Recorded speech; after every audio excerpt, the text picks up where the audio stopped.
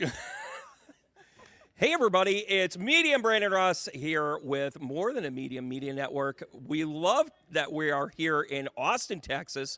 We are doing our first on location podcast. We are here with the great people of the Austin Metaphysical and Holistic Fair.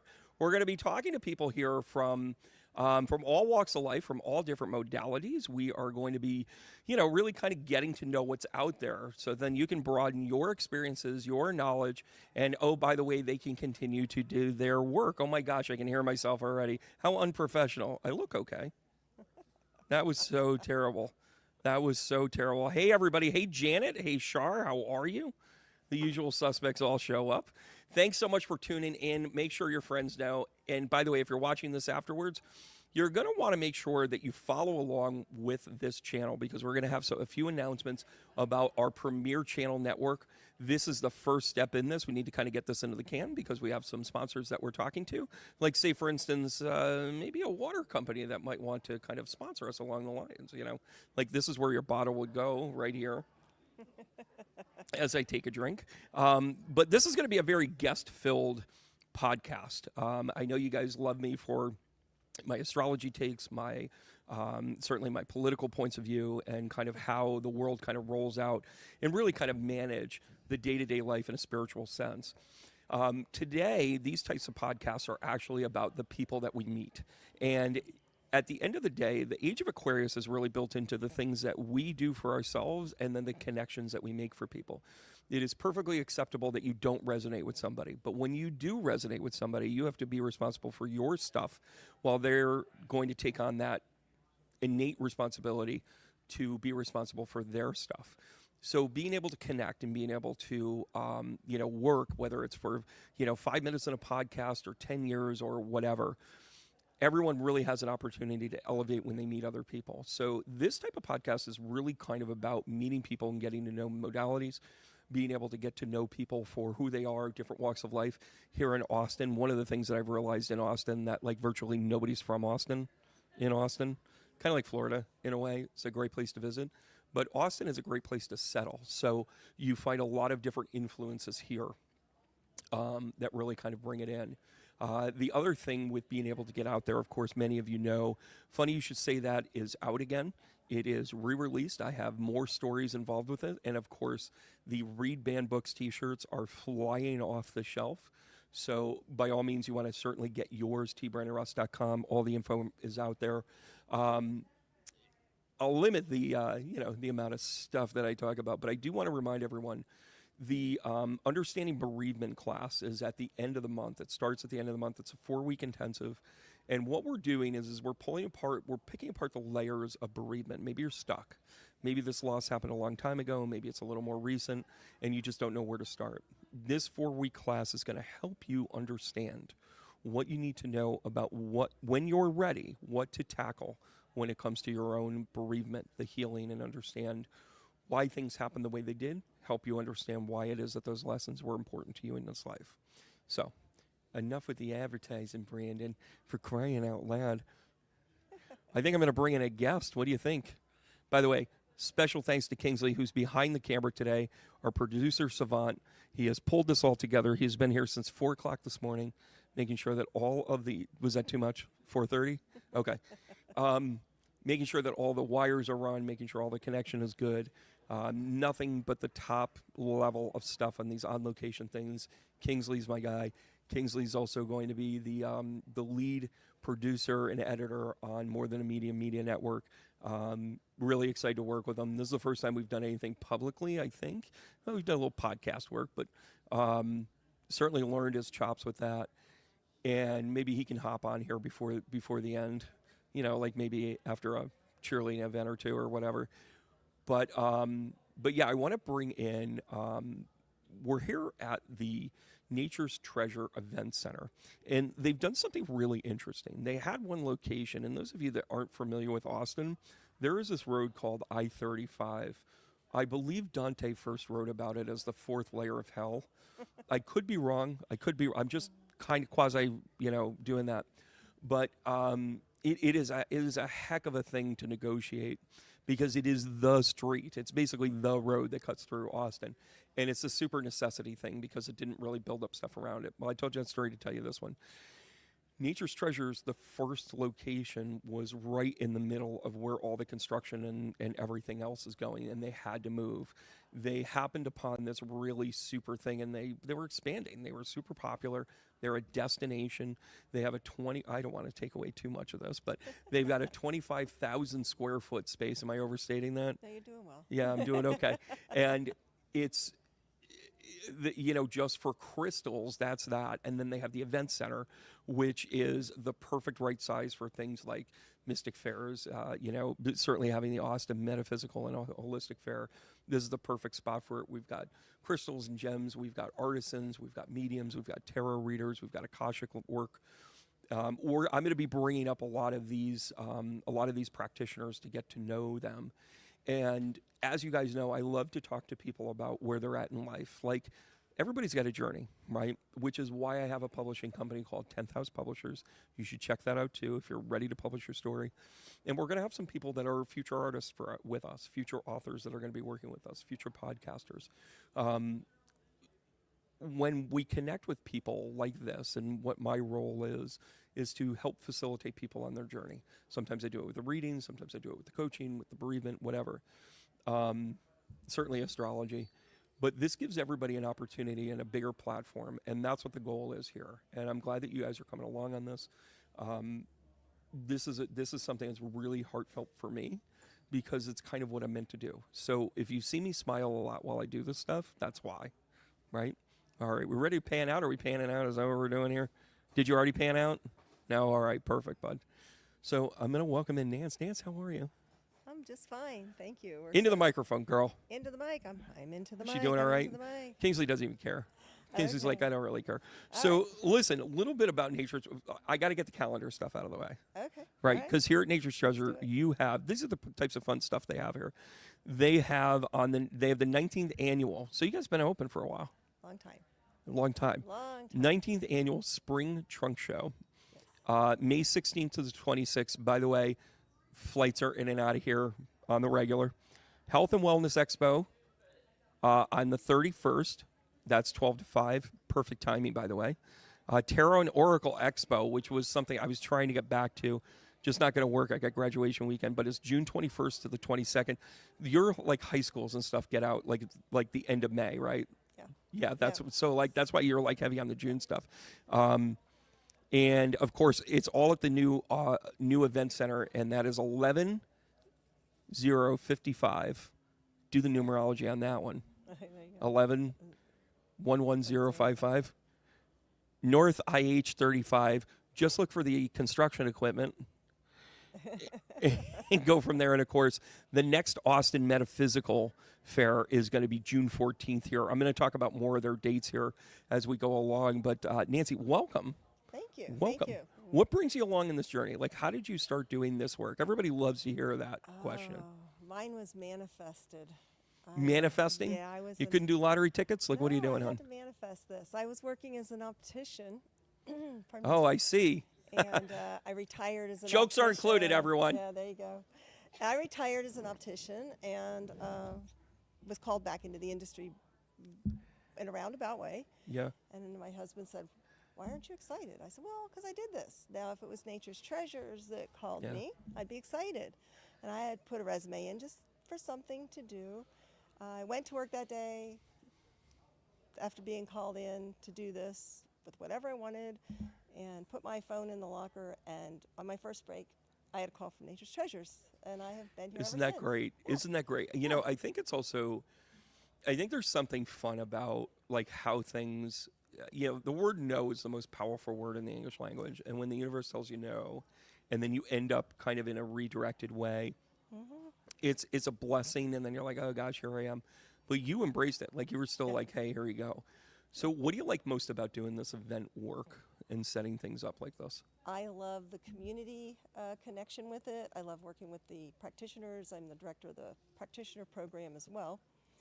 So I get to connect a lot of people. Yeah, And I really love the connection of putting people with the right people. and creating something really fantastic. And listen, this is a call out to traveling practitioners, people that do the work that I do, people that want to find new venues and new things. You're going to want to reach out to Nancy because she's looking for people to kind of, make sure that there are kind of new people that come in all the time. And talk about the practitioner program, because I think that's for any programmatic type of thing, or for any place that's kind of worth their salt in this work. You understand that practitioners are going to be at different levels. Some of them are like, they come in already ready-made, but most of them have to kind of develop. Talk about that. Our practitioner program has about 30 plus people in it. Different practitioners, there's healers, there's readers, and that's all different. So for people that don't understand that, it depends on what you're looking for. Psychic mediums. The one thing that we do have is we have vetted people in our program, so they can come in confident that if they don't know for sure what journey they're really on, these people are really there to help. We also have a bio page so people can go in and kind of look. Our calendar shows each person every day, and these people come in. A lot of them have been with us a very long time, but we also are bringing new people in. We want to keep developing more talented and gifted people. So we work them into the program. We bring them into fairs. And much like this, some of our steady monthly practitioners are right here in this fair. That's so. When you have fairs like this, is it like, what's the threshold for you to say, okay, you're ready for a fair, or maybe you're not, or like what, like, is there kind of, do you have a protocol? Sample readings, yes. So a lot of people, they'll turn in a spiritual resume, and not everyone goes. What's on a spiritual resume? Resume? Would you like mine? Sure. We'll take yours. You didn't vet me at all. It'll be this long. No, I did verbally. We connected no matter what. There you go. That was a meant to be thing. Sure. Kind of like I called you on your break with the optometrist. I get it. I understand. It's all good. But our spiritual resumes come in, and there's everything on them. From some people are very regimented in all their certifications, and they'll list everything. But there's many people who have just had mentors someone that's worked with them. It's not necessarily a certification program. So we look at all of that, and then we compile all that information. And the first thing that they do is they'll come in and they'll have sample readings. Not just with me. We have random staff or other producers that will sit down. I call them Hey You staff. Hey You, are you available? Yeah, there you go. And they will help vet these people. So they don't grade. We don't do grades. It's not an A and an F. Everybody calls in and brings in what they feel is necessary to give to a client. Whether they're in a place where they're comfortable enough is usually where we step in and say, hey, let's help you develop by doing this and doing this. We just guide them. We're a guidance team because we want everybody to develop into being the best that they can be and helping as many people as they can. And it's interesting too that I'm seeing a lot of people saying hello. I see Paul, I see Kelly, I see Jim, Widow Warrior. Good to see you too. A shout out to you guys. Oh, look at you guys are showing up. Lassie, we'll check out Dave. I don't know if we know him here locally. Debbie, glad you were on there. Black Bell, good to see you. Of course, Rita's on. The cool part for me, like when I've been a teacher mentor in this work for a long time, and I always wanted to make sure that people had a good footing before they got out there. And I would also say, like, you haven't really started to do this until you have your first kind of bad experience. And I'm not hoping for them to have a bad experience, but what I was hoping for is that you have a learning opportunity. That's really what I want. So either it's a challenge of it's a tough read, or the energy is wonky, or whatever the case may be, because then you can start to put in controls. What are some of the things that, like, you see people, like what are some of the opportunities that you see them kind of challenge themselves, not fail, but challenge themselves in a way and kind of build themselves up? I think one of the things that I see at the different fairs and events that I've been in attendance is that it's great to see someone who can understand that the person needs something other than what they that's a real, when they step over that threshold and realize that this is a community and we're here to serve a community aspect. And so I think that that's a great thing to see, is that they'll say, well, let me refer you this way. It's funny that the human aspect of this, and that's why so many mediums become life coaches, because we just we know it's not about the reading anymore. It's more about being able to connect them to the right skill set or frame. And for me, I see patterns, so I'm like, hey, that thing you always do, eating tacos at 12 o'clock at night, or whatever the circumstances are, that sometimes requires like a different level. You've got to be able to shift gears and meet people where they're at. And I love how you do that here. Like, thank you. That is, you do have all levels of that. You have some beginners, you have some people that are seasoned, you have some people in between. And, at the end of the day, it's about connecting with, kind of the work that we're supposed to do. That's it. Oh. So what do you want to do when you grow up? Oh, so many things when I grow up. I love producing events. I'd like to do something maybe a little broader. Yeah. Still working on those things. And which, by the way, 25 years. This is 25-year anniversary for Nature's Treasures. And is it really? We will be celebrating it. It's coming up in August. We have a rock fest. And you have a rock fest? Rock fest is coming. Huge celebration. What is the rock fest? Rock fest has all types of wonderful things going on. One of the things, we bring in Austin Gem and Mineral Society, and they do an ID Your Rock. So people line up with all kinds of of rocks and minerals, and it's funny. I find that interesting here in Texas that you, not that other places around the country don't do mineral work as well as the crystal stuff, right? There are some shops that are just crystal shops, and they're very rare that they're just mineral shops. But I thought it was kind of keen how much you guys actually have, like a yard. Yes. You guys have like a brick yard. You can go in there and chop off your minerals that you want, or your stones, right? Is that not quite? I'm overstating it, but we have a rock depot, so we have some big raw.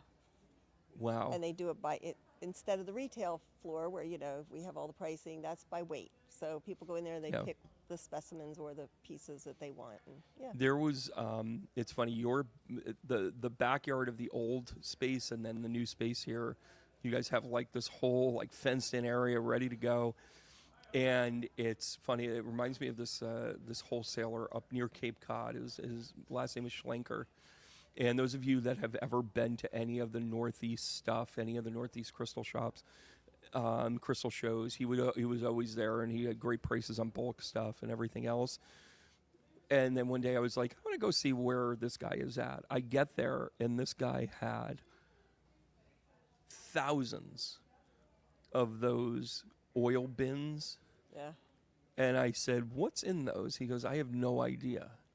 And I go, what do you mean you have no idea? He goes, yeah, they pull them off the ship, send them here and, whatever. He goes, I pop one open. One of them will be rose quartz. I'll pop it open. Another one will be amethyst. I'll pop it open. Another one will be, ammonite. Like he just, like he buys them in such weighted whatever.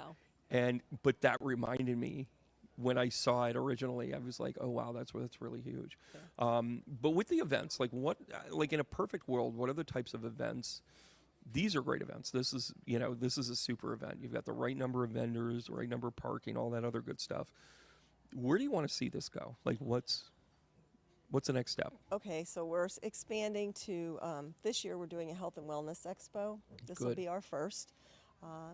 My idea for this was to bring not just, we're going to have some Western medicine, some naturopathic, different walks. Everybody takes a different journey, but it would be really nice to see if people don't feel uncomfortable about crossing the line a little bit and asking those questions. And it's going to be some health and fitness things. We've got some a local pharmacy that's going to be people's. Does the local pharmacy focus in on naturopathy stuff as well? They have a wellness clinic right there. So this is all we're matching right up here. So this is great. Yeah. So we have that. We have jewelry bazaars that we do twice a year. Love it. Of course, we have the Tarot and Oracle Expo.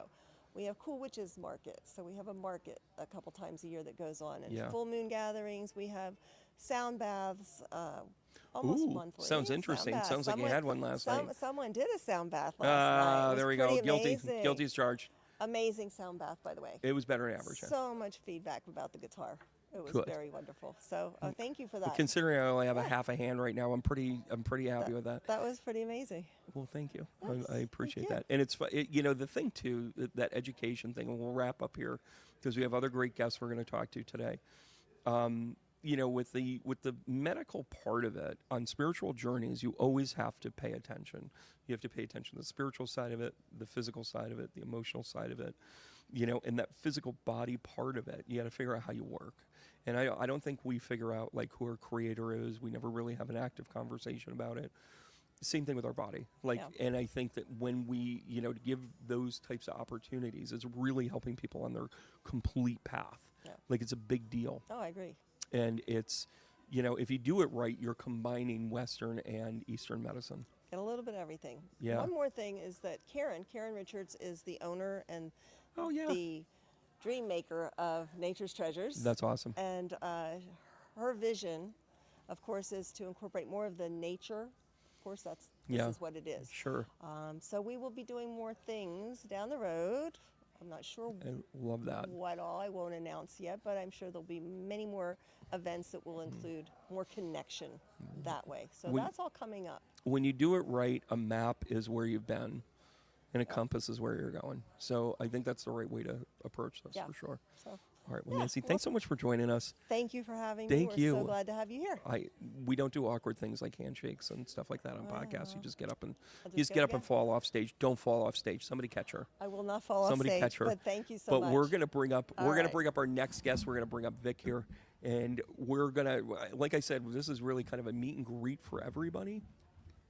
For us to be able to connect with new people. Oh my gosh, I think she's throwing up. Are you okay? Are you nervous? She shouldn't be. She shouldn't be. What's that? I told you I'd give you enough of a... So again, one of the things I love about... Go ahead, get settled in.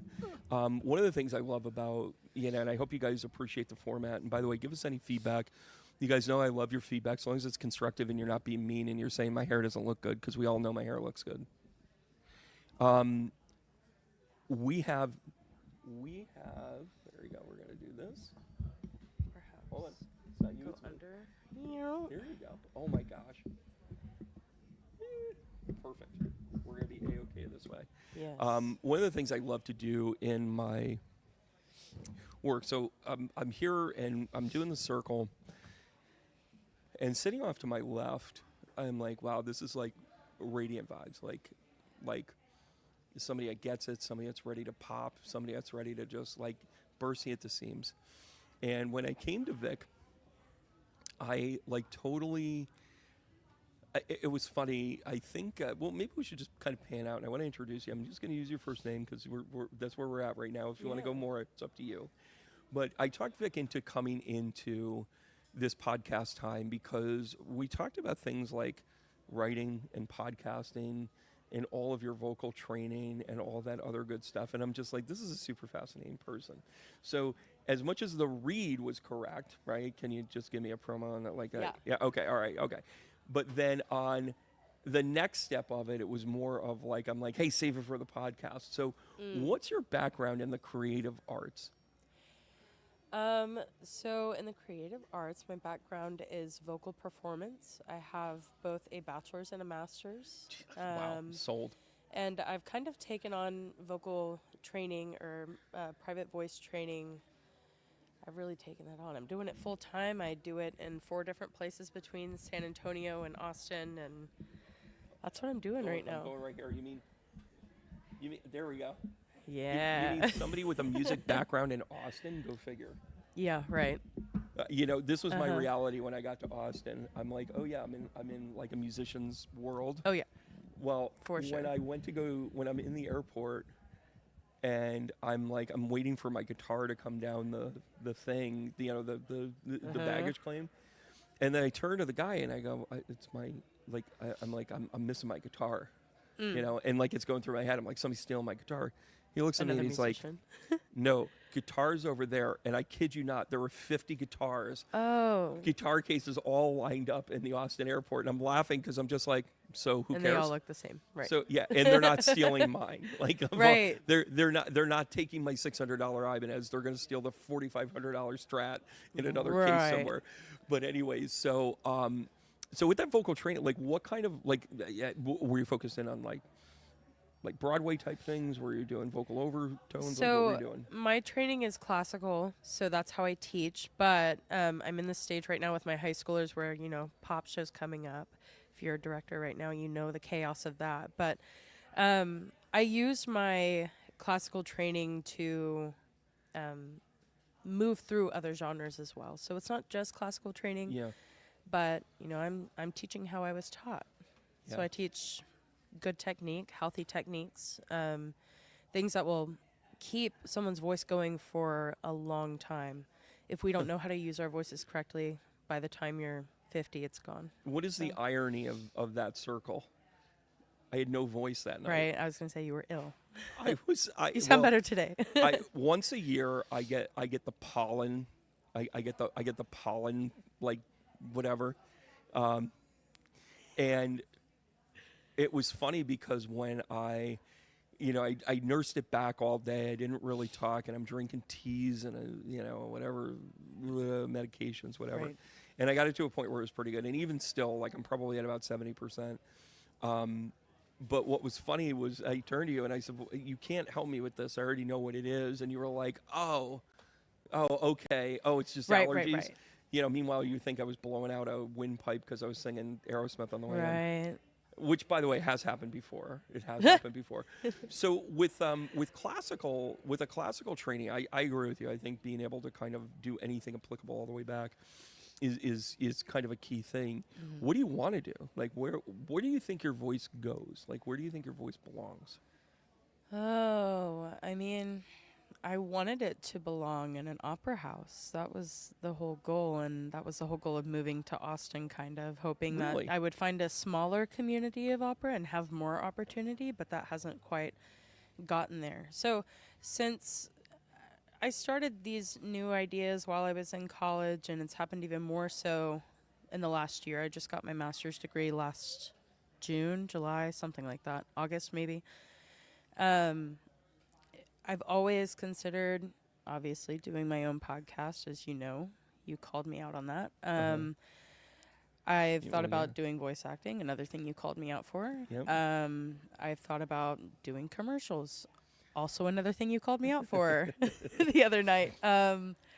I've always joked around about doing those things. And another thing you mentioned the other night was this imposter syndrome that we all have. And so when I joke around about those things, I keep them as jokes because I feel like an imposter in those spaces. You do it all the time. Yeah. Yeah, I think that's a thing that when you're, the creative energy that you have is a really kind of key thing. And it comes off, and I can tell you, your friends think you have a great sense of humor because you have that jokester kind of thing, but what you're doing is you're shielding it. You have that, hey, best friend confidence kind of thing. And then when you go to do it, you hope they're going to show up for it. Right. You hope they're going to support you. Right. And like it's a thing. Yes. And on the other side of this, you begin to realize like you got to do this on your own. You hope that they're there. You're grateful when they're there, but you also know that this is like a journey that you travel yourself. Yeah. Right. And in that voice, I think one of the things that not only did I pick up on with you, but also that your voice is ready. Like your voice is ready, just not vocally trained. Like you're trained. Right. It's kind of like the player that's in AAA that, they're never gonna, what are they gonna do? Bat 500 at AAA, and then you're gonna move them up to the majors. Right. You got to move up to the majors so you can do as best you can in there. You got to learn the next level, and that's where you're at. That's where I'm trying to be. What's a good challenge for you? Like what? Our lead is sick, and our understudy went missing. We need you to step in and do the whole thing. Like, do you need a 22-hour crash course? Like, what makes you tick? Like, what's your best situations? what challenges me is exactly what you just said. So right now, well, when I first moved to Austin, I was doing a lot of like subbing gigs where, just as you said, someone would text me and be like, hey, I sing at this church, I sing this part, can you come sing? And I'd be like, absolutely. So I think that was what was challenging me at first. Can you elaborate more on that question? Yeah, well, you never say no to a gig, do you? No, I don't. That's what I mean. Like I used to do fill-in for bands all the time. Yep. And I would get a call at 5:00 on a Friday and like, hey, Johnny went missing. Like, I'm joking around about that. Yeah. But I filled in for more drummers that went missing from, other ex-girlfriends in the band. I don't want to get into it, but you understand. And sure enough, it was challenging for me. The good news is that 80% of all set lists are, the Knack, Jesse's Girl, yes, Tommy Two-Tone. Like, I got it. But then on the other side of it, they would always have one or two songs that were like, oh, I've never done that before. That's a really cool song. Right. Yeah. When I would find challenges like that, what was exciting for me was being able to show that I could do that stuff. Like, do those like, are you like, even if nobody else in the room knows, and you're like, I was able to hit that. Yes. Yeah. You know. So what do you categorized as? Are you a mezzo or are you a soprano? I'm a mezzo soprano. Are you? A mezzo, yes. Mezzo, yes. Yes. Mezzo, yes. I'll sing some soprano stuff. I've subbed for a couple of sopranos, but I hang pretty low. Yeah. Yeah. What's your favorite musical that you've been in? Like, what have you enjoyed?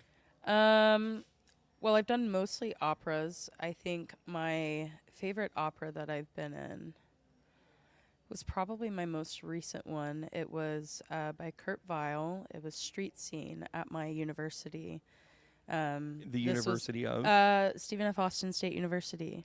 I studied with the Miss Nita Hudson, by the way. Stephen A. Austin. Stephen F. Austin. Stephen F. Office. Oh, you know, don't the get Texas that wrong, guy. Brandon. One of the Texas guys. Brandon's my middle name. I often get things by middle name. Gotcha. But yeah, that was my favorite opera. That was actually my first opera where I was the lead role, and it was a soprano role. I did that. How did you like that challenge? See, this is where I'm going with you. Like, you took that on, didn't you? You were like, this. Yeah, walk me through that. Like, what's your creative prompt in that? Because remember when I said you're going places? It's because you're taking on challenge. You're pushing yourself. Yeah. And by the way, people that read energy know that. Yeah. They know that you're like, I'm taking new stuff on. I'm gonna.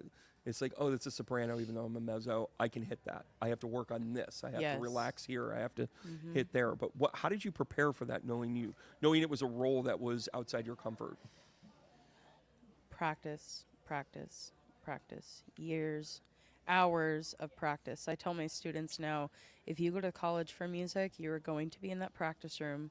You need to be in that practice room at least an hour. My liking is 2, though. 2 or 3. So you like to overdo it? Overdo it. If you're trained the right way, you don't overdo it. Just saying.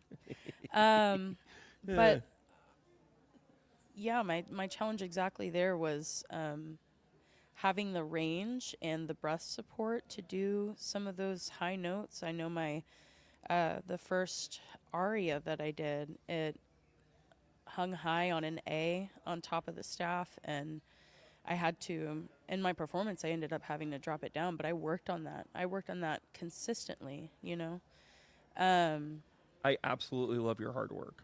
Thank you. Like, I get it. As somebody that works the craft of mediumship, and I always try and have people that like spot me and say, oh, that was good, and then I'll say, but this is what I struggled in. Like, I always walk apart. I look at my work when I'm delivering messages as a piece of art. Like, I do that in a way where, I'm trying to improve upon it. And then you hope it ends up being a good presentation. You hope that it ends up nailing it. But then there's various levels where people will be like, hey, you did really well. And then you're like, no, I botched that whole thing. And then meanwhile, they don't know the difference. It's kind of like a wedding. You know, when like people are like, oh my God, the napkins have to be just right. And it's like, nobody gives a shit, nobody cares. Nobody cares. Right? But then on the other side of that, you're like, your quality level has to be up here. And that's one of those like born traits intuitively and energetically that you need in order to get there. I agree. Yeah. That's what I saw with you. Thank you. Like genuinely. Thank you. Yeah, it's pretty cool. So I'm gonna have some fun with you. Okay. I mean, not that this wasn't fun already. Has this been fun? Are you nervous? I am nervous, but I'm having a lot of fun. You know why? You can't just like belt one out. You can't just be like, you know, Right. Jeremy half kind of pretend I could do that. I can't do that. I don't know what the hell I'm talking about, Vic. What's your actual birth date? Oh, wait, hold on a second. Go away from the microphone. What's your actual?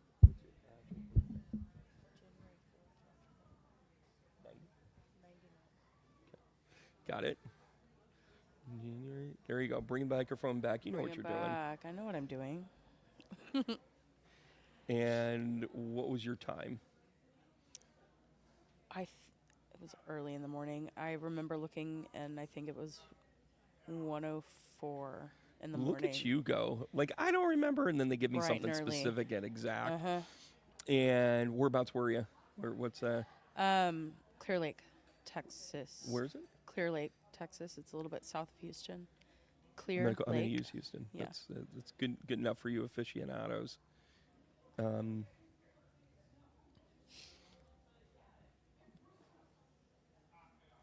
What I'm about to do will amaze You're even the gonna look at my skeptics. chart.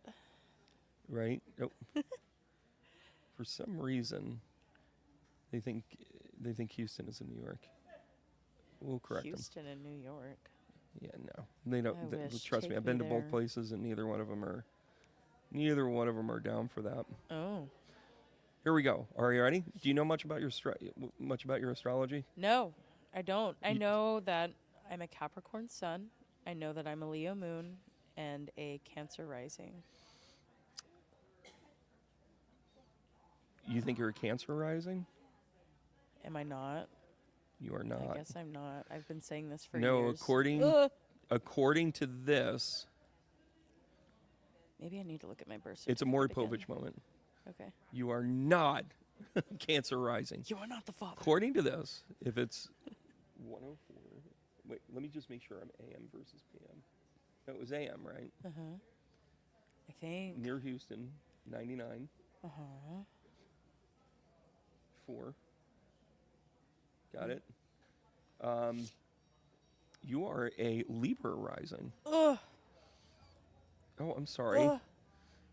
It's like getting DNA results and going, I don't even I like am Dutch the food. father. Dang it. I don't even like the Dutch. Oh, no. Dang it. But I'm going to tell you 2 interesting things that you have right out of the gate with that, though. This is actually a positive. So you have this kind of, I get it. Oh, I love it. So having a Leo moon in the 10th house is actually super beneficial to you because it is also in your north node is also conjunct to it. So for you, you have to live your passion. You can't mail that home. Like you can't, like if they come to you and they say, you have to do Brigadoon, and then you're like, I don't like Brigadoon. Right. You're going to Brigadoon it and not do it. Right. You're going to come up, you're going to get sick. Like things will naturally hinder you. You'll be like, Right. oh, I can't make it. I missed my flight. Whatever. So that's something to keep in mind. So you want to stay above board on the things you say yes to. That's a big deal. As a Libra rising, and by the way, as soon as I say this, you're going to go, oh, there it is. You like to make sure people are even keel and compromised. In other words, you don't like the conflict, but you also, you do a little bit of, well, tough toenails, buddy. Sometimes life isn't fair. Yeah. Fair and even aren't the same thing. You don't intentionally do it, but you also know how to live without it. Make sense? Yeah. Family's a bit of a deal. You can shake me off if you want. Having Mars at the 29th degree Anarech in the fourth house, conjunct to Neptune, and we might as well throw in a little bit of Uranus there. Your Uranus is in Aquarius. So that is something, that you're really going to feel better about being with a group that has a mission than you are about necessarily finding that person, finding that one has to be part of that mission. Right. Like you can't separate the two. Yep. And by the way, that's not a knock, but it might if you've had previous relationships where you're just like, we're just not on the same page. Like that is the reason why it doesn't work out. Yeah. Like we're just not on the same page is how you're Yep. built. Make sense? Getting too close to home? In my current life, no. I'm having a great time with my partner right now. But Right. in previous relationships, absolutely. And I wish I could have told myself that. Where's the carpet? Right. We'll understand that, like, it's in your chart, it's in your astrology. That, and by the way, your current situation is it you feel very connected to them. Like we're all going in this, we're all swimming in the same stream Right. together, right? It's not, oh, you're over there and I'm over here, and that's okay because we get together on Fridays. That doesn't work for you. No. What works for you is we're going to sit around. We're going to talk about what's our next step. How are we going to do Absolutely. this? What are we going to? I need Where are that. we going to protest? Yeah, where are we going to protest? Holy shit! Like, were you in the protest? No, unfortunately not. I No, but- wish. No, but you know we won't. The hands-off I protest? promised the people here I would not say F Abbott. So, anyways, the other I agree. was that my outside? It's a few of you. We have a little bit of an audience here. But what's interesting though, that compelling connection with the two of you is what makes it work. Does it last forever? Relationships are relationships, right? But how you're built, if you can stay in that lane, that's going to be a superpower of yours. Does that make sense? That's awesome. So, what do you want your podcast to be? Thank you. Did you pick up on me, like putting it out there that you're up next? Seriously. Did you that and you were like, I want to go now? Or you want to hear what the hell I was saying? Well, listen, I want to reveal something here. Can you get us both in the shot here? So, what would your podcast be about? The thing that would fulfill me the most is having a very similar podcast as to what you're doing right now. I have a piqued interest in near-death experiences and hearing from those people who went to the other side and came back and have those stories to tell. And if you watch them, they all are very similar, which is very telling. Yeah. I think I would love to interview people who have had the NDE experience. I would love to interview mediums, psychics, all of those things. And I would love to have those readings on my channel. I think that there's something really powerful in that, especially this day and age where things are just rough. Yeah. Things are so rough, and I think people are freaking out, feeling like, oh my God, this is the end. Yeah. I felt that way in January, right?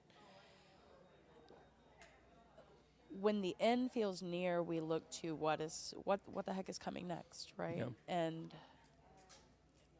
I think that the people who are surrounding me in this room are incredibly powerful, and they have the ability to heal people and warm hearts of others.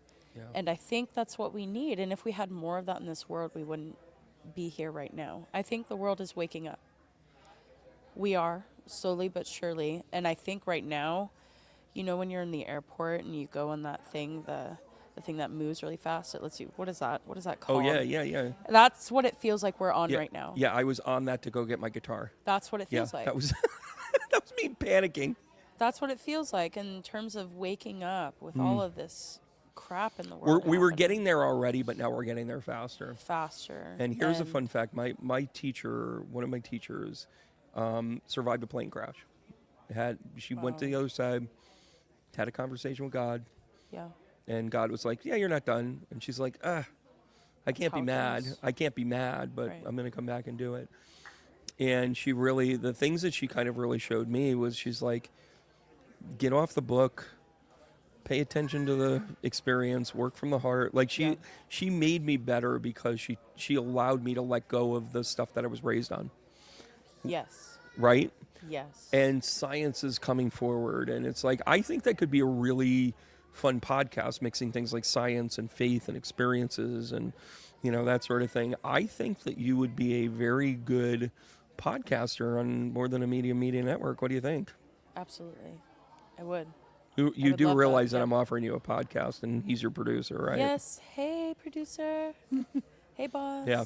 Yes. So I want everybody to stay tuned with this. Vic, we're going to come up with a clever name. We're going to have fun with it. Yeah. We're going to get you guests. You're going to find guests. You're going to have a lot of fun with it. You're going to start to Yay. speak your voice, but you got to promise me this one thing. Okay. Always work from passion with us. Always. There's no, I mean, there's days that are grinds, the I only get way I it, but function. if it feels like more than 2 grinds in a row or 3 grinds in a row, then maybe it's not there. You got to work from a place of passion, Right. and you've got that. You've got all of the hallmarks of somebody that gets it, and you're ready. But you're ready though. Like don't think that when you sat in the car and flipped through the pages and redid your diaphragm stance to make sure you hit the note right Right. before you walked in isn't seen by people that know the difference. Got it. You just did that, didn't you? Yeah. Yeah. I fell asleep at 3 a.m. last night. That's exactly what I was doing. As I was sitting right there, I was doing that. Oh, is that what you're, so that's what I was picking up on? Right. Yes. Oh my gosh. Well, good. Vic, I can't wait to work with you. I think you're an amazing soul, and I can't wait for the world to know you. Yeah. Okay? Cool. All right. So we give each other the hard taps because we love and care for each other, okay? Yes. All right, perfect. Thank you so much. We'll be working together soon. That's very true. All right. So we're going to bring in another guest. We're going to keep going. We're just going to keep going. And by the way, those of you that know that be careful on that. I'm so worried people are going to go tumbling. Anyways, that was fantastic. We're going to go. We're going to keep on going. We're going to bring in another guest here, another practitioner. It's a lot of fun. You really did fantastic. I know we're still live and everything. You really did fantastic. You're gonna be good at this. You're gonna be really good at this. You're gonna always hire your replacement. My replacement just left. There you go.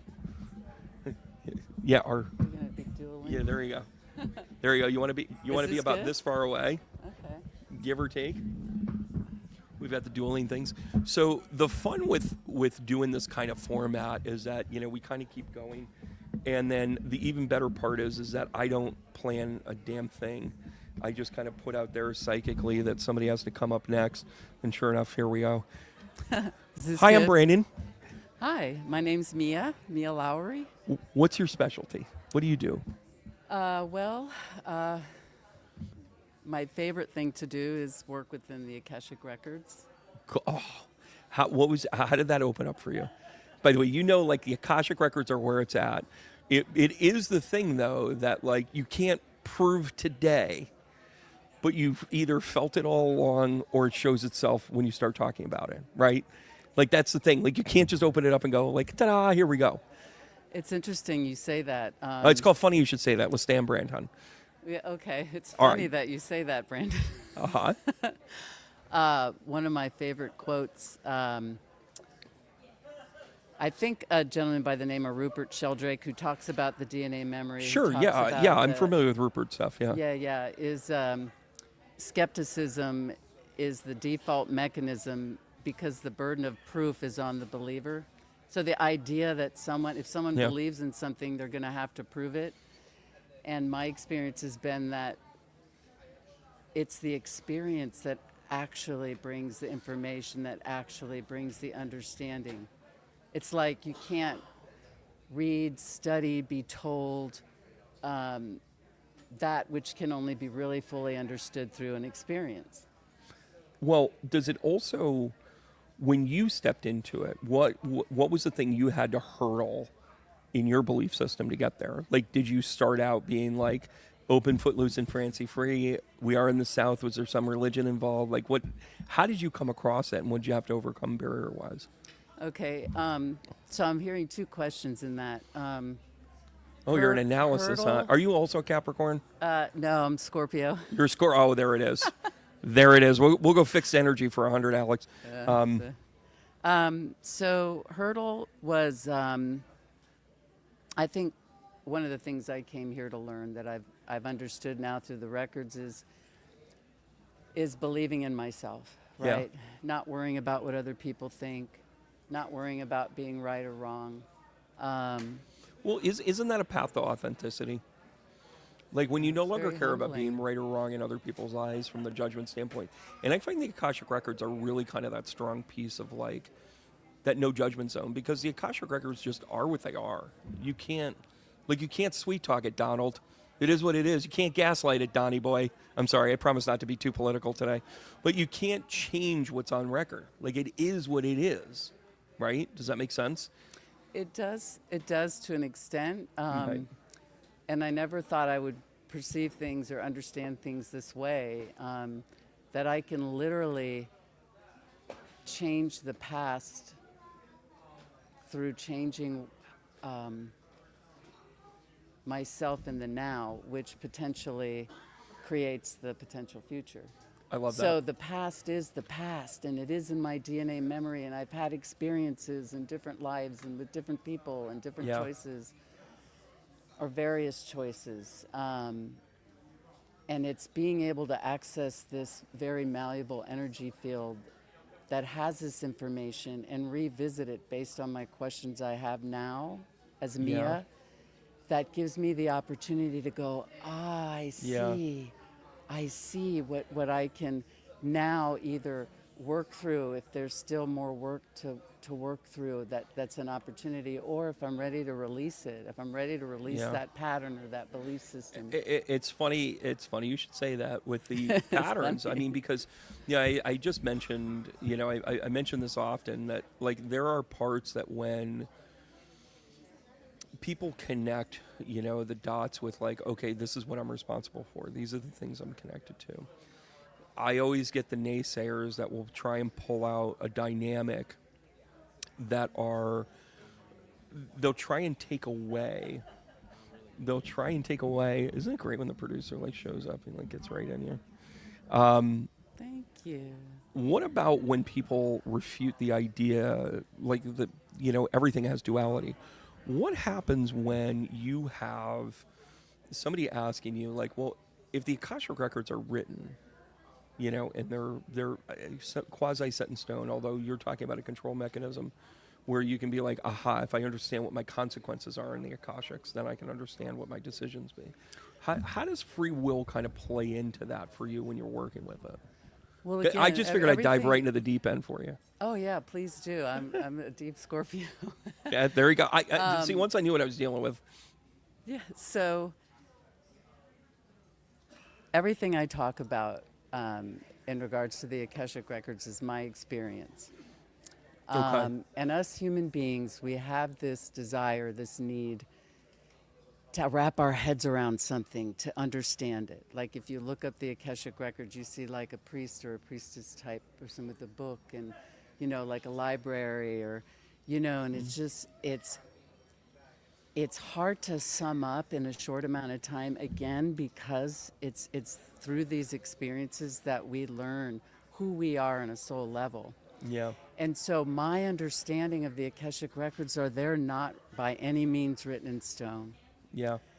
It's a very malleable energy field with every energy that at some point chooses life. Yeah. That comes here with the intention to have an experience and grow and expand upon it.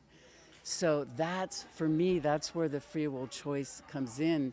And it's so interesting because it's in the Bible as the book of life. It's in ancient Sanskrits. And I've worked with all I'm so dyslexic. It's faith okay. Belief systems, including atheists and agnostics. Sure. And the amazing thing, I think, that they all gravitate towards the Akashic records is that it's pure unconditional love. Sure. There is no good, bad, right, or wrong. And so you can't screw up. It's like you come here and you go to have these experiences, and as human beings, we're in a world of, the human journey is a world of polarity, which has shades of variation, contrast, and it's there in place as a human, so we can have these experiences. And sometimes they're very challenging. Sometimes they're like, oh my God, I was just thinking of that person and they called, or like we have this innate knowing within us. And it was there before, it's there now, and potentially and I think that's important to hear too, because first of all, what a relief to know that there's no mistakes with this. And having the background that I have, and seeing the damage that religion can have. Religion, not faith, not belief system, not truth of soul. I'm talking about religion. I'm talking about the product that has a tithe to it, that has grifted Bibles and all that other crap. But but it's like it's a guilt-driven product, and I think so many people have that initially. Yeah. That the healing first kind of comes into you're okay. You're not going to hell because you made a choice or you did something that didn't, whatever. Like, okay, there's tomorrow. And I think that actually speaks to a much deeper, bigger socio-political, economic kind of thing where, if you can believe that you're not going to make a mistake and that there's kind of like, there's not this gregarian thing that's pushing you down and saying that you're horrible, all of a sudden you then become lighter, you become whatever. And I think it addresses everything from suicide rates to broken families to hard feelings. Like, I mean, it has that impact. So, when you're sitting there, it's like, oh, I do some Akashic record work. Like that like unlocks like true healing, like true kind of like knowledge-based understanding of like radical self-acceptance. It's absolutely mind-blowing. It's interesting you brought up the word faith. It's like every now and then guidance will guide me to the Webster's Collegiate Dictionary because I'm so dyslexic. Things like studying and things like that. So is it a diagnosed thing for you, the dyslexia?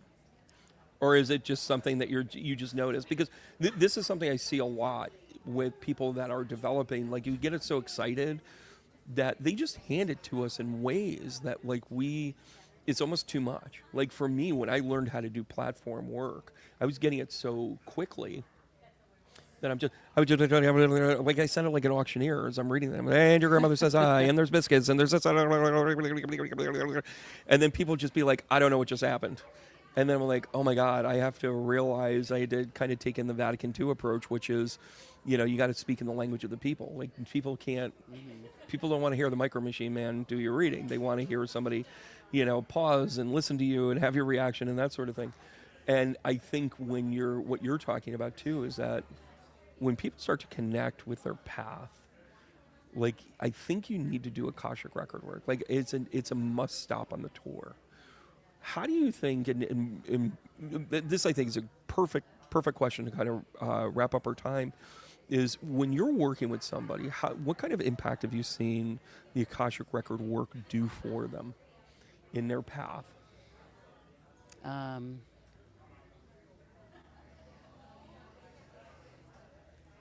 I hear so many questions in you, and it's awesome because I feel you're moving energy. Listen, I don't know if it's like a Pisces Scorpio thing. I'm giving you, know what I'm doing? I'm giving you options with where you want to go because I know how diverse you are. Like, you're not one layer. That's the thing about you. Like, the way that you work and you operate, when it sits in front of you, you go, okay, what do I got here? And then you pick it apart. And then you let it kind of unfold, and then you put it back together. That's how you do it. Correct? Yeah, I just revisiting when we were talking about faith, I was just going to say it's in the Webster's Collegiate Dictionary, it's believing in something for which there is no proof. And I found it interesting because it went back to like the beginning about proving something. Yeah, sure. And it's just in relativity to the last question and the impact on people. I started out having an Akashic record consultation, and it blew my mind. I was like, what is this? What is this? Yeah, I'll do that. And it was the one thing, my mom and I really didn't get along, and I moved out very young, but one of the things we loved to do together was go to psychic fairs. Oh, and, yeah? She had this energy healer, Laura Lynn Bunn, and my mom asked me, hey, do you want a Akashic record consultation? I'm like, what's that? And so anyway, I went, and I was blown away how this woman who did not know me knew me very well. Yeah. And my very first question was linked to my other 5 questions. And so what impact, all I knew was that I wanted to learn how to do that, and I wanted to share it with others. Like, I was always someone that wanted, like you, that wants to, we think holistically, right? It's like we think of the whole, what can we do for the world and the people and the animals and the energy that's going to choose life at some point, and so on and so forth. And I'm just so honored and grateful to be able to do this work. Yeah. My goal is to teach others how to access their own records, because the path, I truly believe, we create that, and we don't even know it. Yeah. But when we start believing in that innate intuition, that innate knowing that we have from other lives, and that we're It flows creating, easy, right?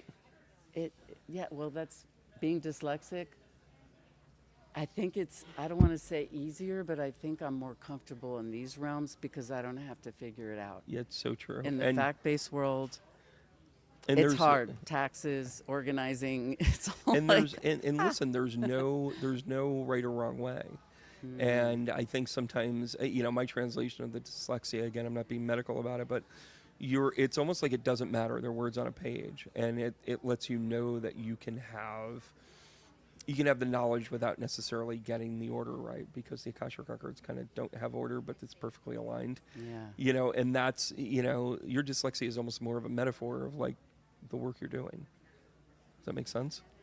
Yeah. Because if it makes the sixth sense too. Well, and sometimes, isn't it? I mean, listen, if we could get a manual and do this from start to finish, I mean, it would be so much easier. But the reality is that we have to go through. We have to gain a certain amount of life experiences before we start to recognize, like, oh, there's other things to this. It's just not one thing. Yeah. So. Real quick, one quick thing comes to mind. One of the recommendations my teacher gave me, I learned my first classes in 2004. Yep. One of the recommendations was this energy named Cryon that Lee Carroll channels. Yeah. And to, I would say reading it better than going on YouTube. I found it in readable form on spiritlibrary.com. It's called The Elusive Akash, and it's relative to this thing we were talking about earlier about we can't mess up, we can't let our soul down, we're not bad, or good, it's just so unconditional. And it really shifted my idea of what karma was, because I always, like, you'd hear the Indigo Girls singing, making up for what we did in another lifetime, or you hear people say, oh, karma will get you. Well, I am like, closer to fine, I'll tell you that much. Yeah. Right. And it's really just being able to repattern patterns that we got stuck in one of our lifetimes that we chose to evolve and expand, Right. And it's like, it's just being able to move forward and move through these fears, through these. And I'm so grateful to have had this opportunity. And meet you, I love it. How do people get a hold of you? I have a website, mialowere.com. You can also find me on the Austin Alchemist, which is a great directory for other practitioners. Yeah, I'm around, and I love that you took some time today. I know there's going to be people at your table, so we got to, we got to cut you loose for that, if nothing else. But I want to stay in touch. I mean, I love this kind of conversation. I think there's a deeper meaning with everything that we do, in all of this. And boy, I know there was a reason why you came on today. Yeah. Well, thank you to everybody who chose life. It takes a lot of courage and perseverance, and thank you for being a part of my journey. And choosing to stay here. Yes. All right. Thank you so much. Listen, careful life. when you're stepping down. Okay. How Thanks we doing again, Brandon. Wonderful. Come on up. And fantastic. Oh. Not in the middle of a live broadcast. Have a seat.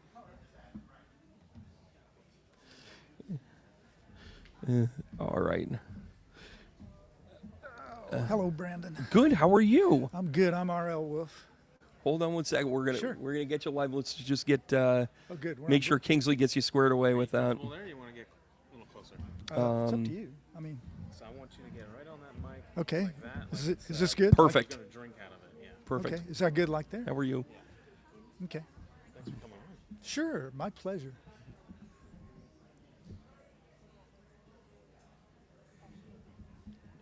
There we go.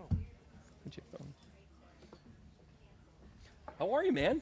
I'm doing good, Brandon. Great to be here. Good. I love that you came up. My gosh. Thanks, Kingsley. He's like running around. He's like diving on the stage. Cheryl, don't go far. So, give us a background. Tell us who you are. What's your specialty? What's your modality? Okay, well, I'm a hypnotherapist. Love it. And at these metaphysical fairs, I often have vendors ask me, do you follow the Dolores Cannon method? Oh yeah, the Q, the D. Oh God, I always get this screwed I up. don't. I do not. Do you not? Okay, so what's your flavor? It's more here? of a traditional Ericksonian hypnosis. Okay. My mentor was Steve G. Jones. Okay. He's rather famous. He's got a big YouTube following. Yeah, He's- I think wasn't he the one that was he teaches self hypnosis too, right? Somewhat, but Okay. but I got certified through him, and his love it. tagline is "Hypnotist to the Stars." He's out in L.A., so There you go. he's had a lot of famous clients. But it's Ericksonian hypnosis. It's rather What is traditional. Ericksonian? Like walk us through it. What's the difference between that and Dolores Cannon? Because I think a lot of people are familiar with Dolores's work, and of course she's got her own viral presence to it. But what about the Erickson? Because isn't that more psychology based? It's more hereditary. It follows the Sigmund Freud. Yeah. It's a generation after Sigmund Freud, and Steve G. Jones has inherited a couple of generations of traditional psychology, Yeah. hypnosis, and that's what he teaches, and that's what I do.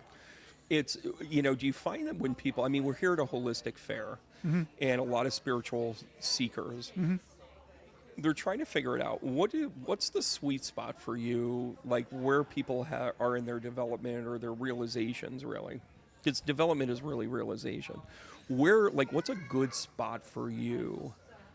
Like when they come to you, like what's the prima? Like, oh my gosh, if I had to have a perfect client, let's say, what are the hallmarks of it? Really, I just want somebody who's open-minded, because Okay. there is a tremendous amount of confusion about hypnotherapy. A lot of people are afraid that I'm going to make them cluck like Yeah, chickens, jump up and down on a stage, embarrass themselves. That's traditional stage hypnosis. Oh my And God, the- I have such a story with that, but keep going. The purpose of stage hypnosis is entertainment. Yeah. The purpose of hypnotherapy, like I do, is curative in nature. Yeah. So what we're really good at doing is overcoming phobias, certain kinds of OCD, anxiety.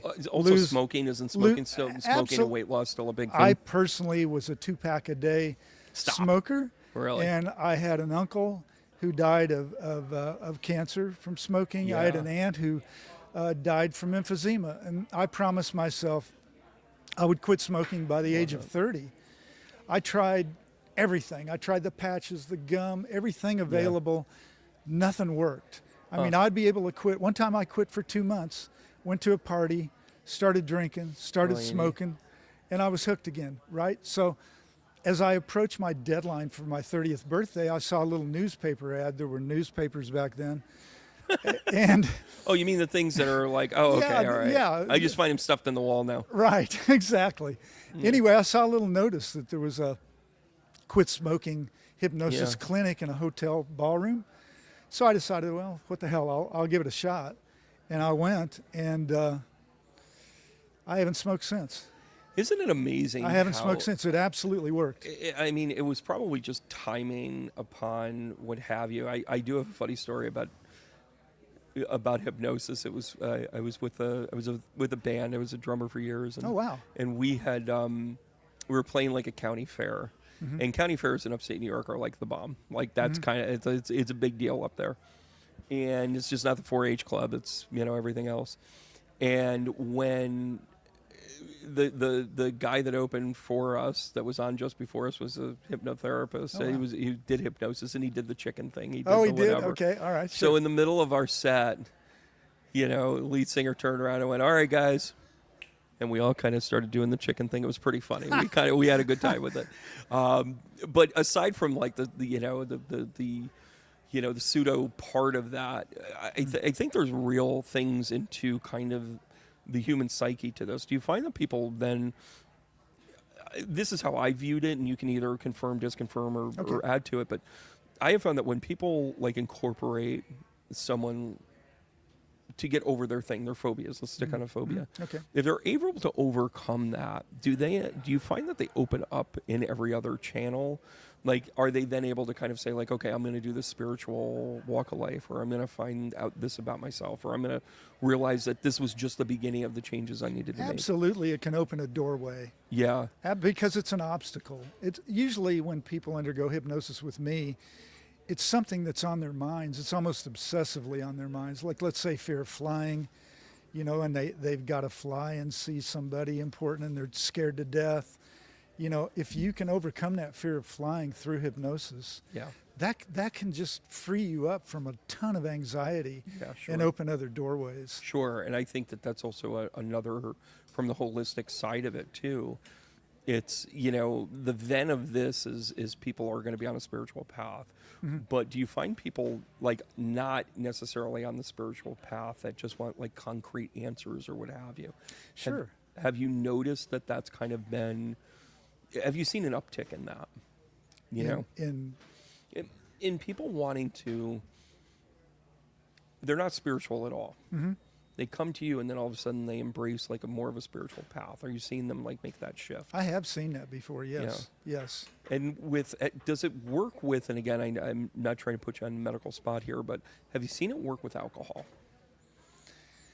Because alcohol, I think, is one of those things. I have my own take on this, but I think I'd love to hear your take on alcohol. And I don't think that you're curing anyone of alcoholism, because there's the physical dynamic to it as well. But let's just say they have a codependency with alcohol, not necessarily an addiction. Do you find value, and have you seen success with that in your work? Absolutely. I think it's effective in moderating alcohol use. Now, Okay. Now back to a previous point, we were talking about cigarette addiction. That's a physical addiction too. Sure. And hypnosis can absolutely overcome that physical addiction. Yeah. Alcoholism can be a little stickier. Sure. And it can There's a lot of working mechanisms. I understand. and there can be other addictions attached to that. So it's a little stickier, but it can help in moderating alcohol. It can be a good first step. Yeah. I'm a recovery coach myself, and I always give the disclaimer, I've never had an issue with it, but I was working with so many people who had alcohol in their past for whatever reason, and they needed additional tools. So I decided to become a recovery coach, so then I had those tools for them. Wow. And what I also kind of have noticed in the past 2 years, I have watched people quit drinking cold. Like, just especially if they do spiritual work, they get their act together, they don't, they just stop drinking. Now, for someone like me, like, I've never really, I had my crazy days in my early 20s, but that was, that was a phase, that was friends, that was whatever. And then for me, like, I don't unwind that way. I unwind in so many other, ways, the meditation, the whatever, music, certainly. Replacement work, this is a perfect spot to wrap up here. What do you send them home with? Like, what after they kind of do the hypnosis? Because I truly think you have to replace it with something. Like, where do you take them? Where do you bring them to? Well, I teach my clients self-hypnosis. The self-hypnosis. I knew it was going to come up. No, I it's do. Like I read people for a living. Yeah, you can't just say, "Hey, I'm cured." You've got to keep up the work, right? So, if you had a serious phobia or a cigarette addiction or whatever, I've made some hypnosis tapes to help my clients. And so you give them back to them, so then they can kind of rehear them, and that's an effective way. Yes. Wow, that's cool. And I also offer for my repeat clients a free follow-up in 30 days if they want to take advantage of that. You actually care if you're doing it the way you're doing it. I do. I want to follow up, and I want to make sure it sticks. I love it. Yeah. I love it. How do people get a hold of you? I have a website also. It's releaseyourinnerprisoner.com. Holy Toledo. I know. You went full MIA on that, huh? It's a mouthful. Releaseyourinnerprisoner.com. But I get it, though. I kind of see what you're kind of saying, like, hey, don't be your own worst enemy. Right, and you can schedule and pay on my website. It's turnkey. Gotcha. I'm also, if I could put in a little pitch. Sure. Since you mentioned you're a drummer, I'm a songwriter. Oh, yeah? And I got a few of those. I currently have a new EP out on Spotify. Do you really? A 6-song EP. Cool. And it's under R.L. Wolf. It's called God Bless the 1%. Ooh, sounds like sarcasm to me. It's satirical, and it's very, very contemporary. Do you find that music is a great dialogue to let people kind of like get their angst out. Absolutely. Yeah, I'm finding it too. And I believe God Bless the 1% is an incredible rally song. I went to the latest Hands Off rally here in Austin, Okay. and I did a 1-minute clip of the rally Yeah. accompanied by my song, God Bless That's the great. 1%. I'm trying to catch some traction on that because Well, I wish rally organizers would use this because I think it would really inspire well, people. send it to me. I'll get it out to my people. Oh, Yeah, that would be absolutely. Oh my gosh, fantastic. yeah.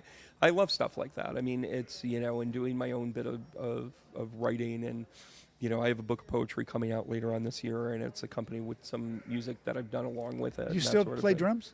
I don't as much. I'm more guitar and piano now for a whole host of reasons. You do, huh? Yeah, you Wow. can't be the lead drummer.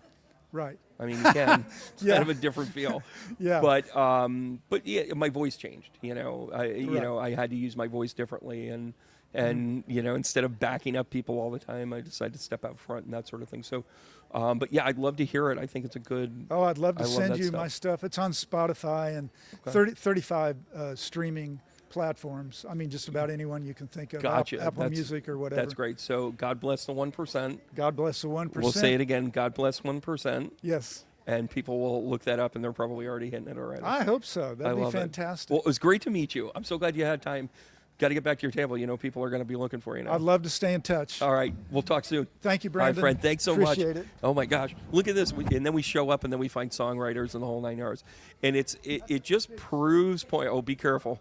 Everybody, it's such an awkward step. People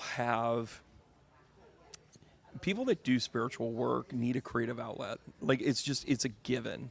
I don't care what the modality is, but it's true to form here. All right, we're going to get you squared up. How are you? I'm good. We're going to actually get you right up to the table because we're going to get you right here. I'm excited about our next guest as well. I'm so glad. I mean, we're meeting Akashic records, hypnotherapists. We're doing all sorts of things. But I think the creative outlet is so key for people to kind of, keep their spiritual stuff to go.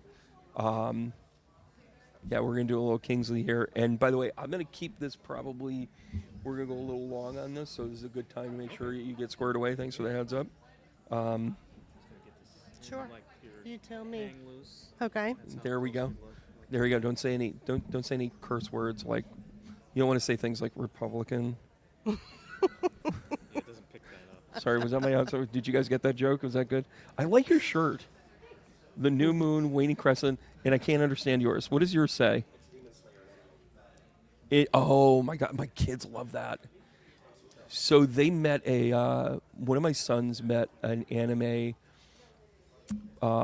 illustrator, and he's obsessed with it. And I met the guy at a fair, at a book fair, whatever. And then he wrote him like a thing. And he's like, to Xander, always be free. Like his whole anime is like, I will always be free. I will always be free. Like that's his, whatever. That's his battle cry. That and he eats a lot of mangoes. I don't know what it is. Is that a thing in anime? Do they eat a lot of mangoes? Is mangoes like it, or is it papaya?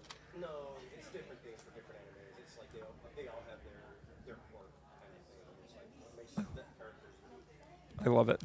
I love it. By the way, this is just me talking to people randomly, and I'm driving Kingsley crazy because he's like, what am I doing? How am I doing it? Just want to make sure we line up 25.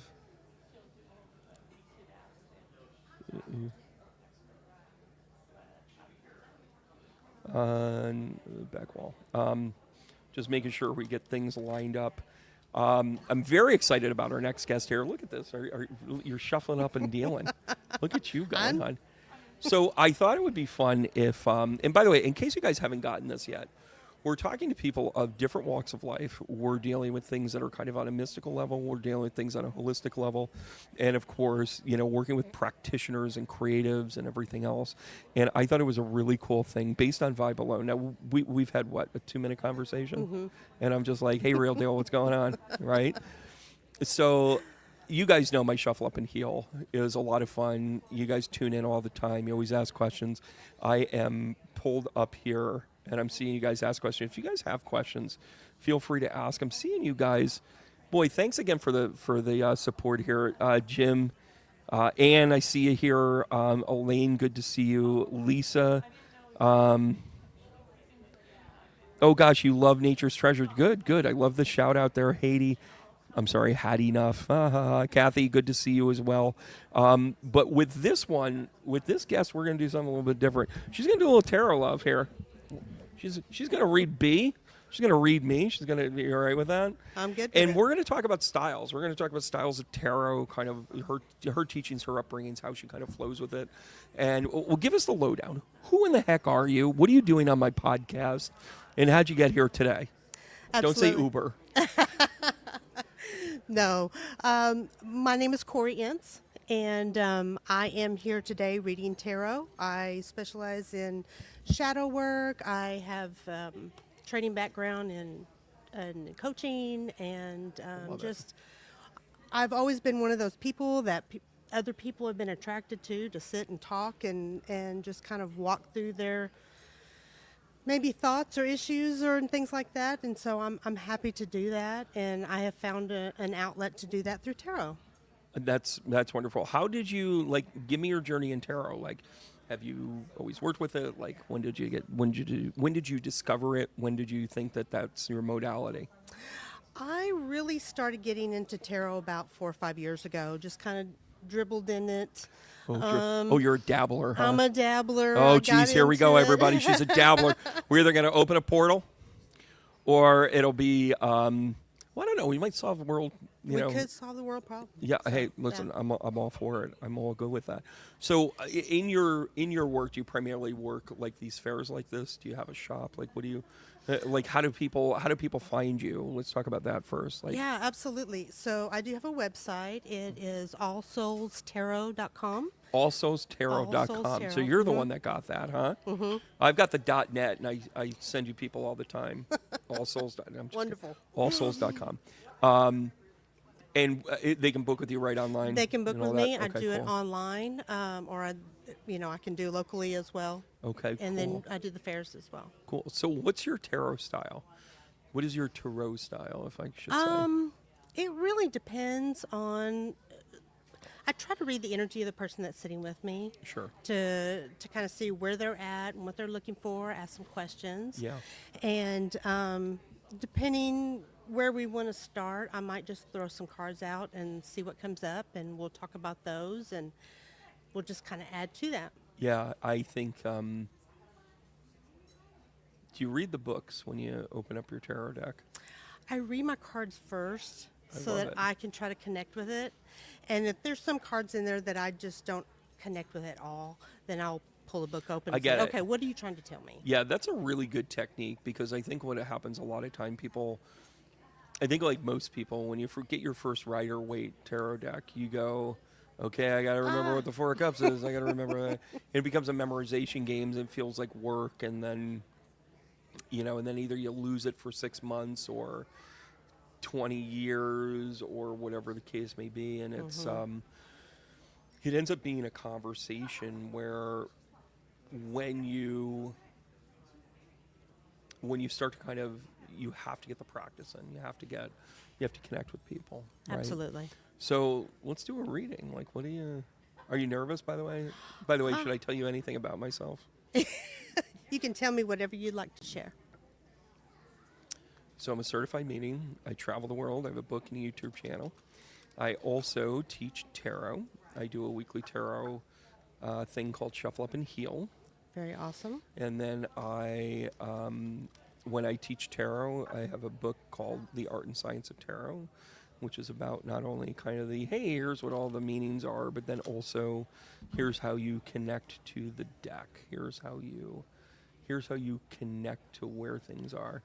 Did I get the tower right out of the gate? Oh my gosh. You got the star right You got out of the the gate. star. Look at that. Oh, okay. All right. Isn't that I don't know. amazing? Ah, there you go.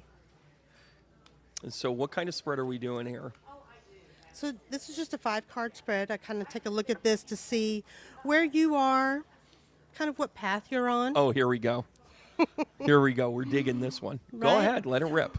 What's working for you, what might not be working in your Oh, boy. advantage, and really kind of looking forward, what are you focusing on?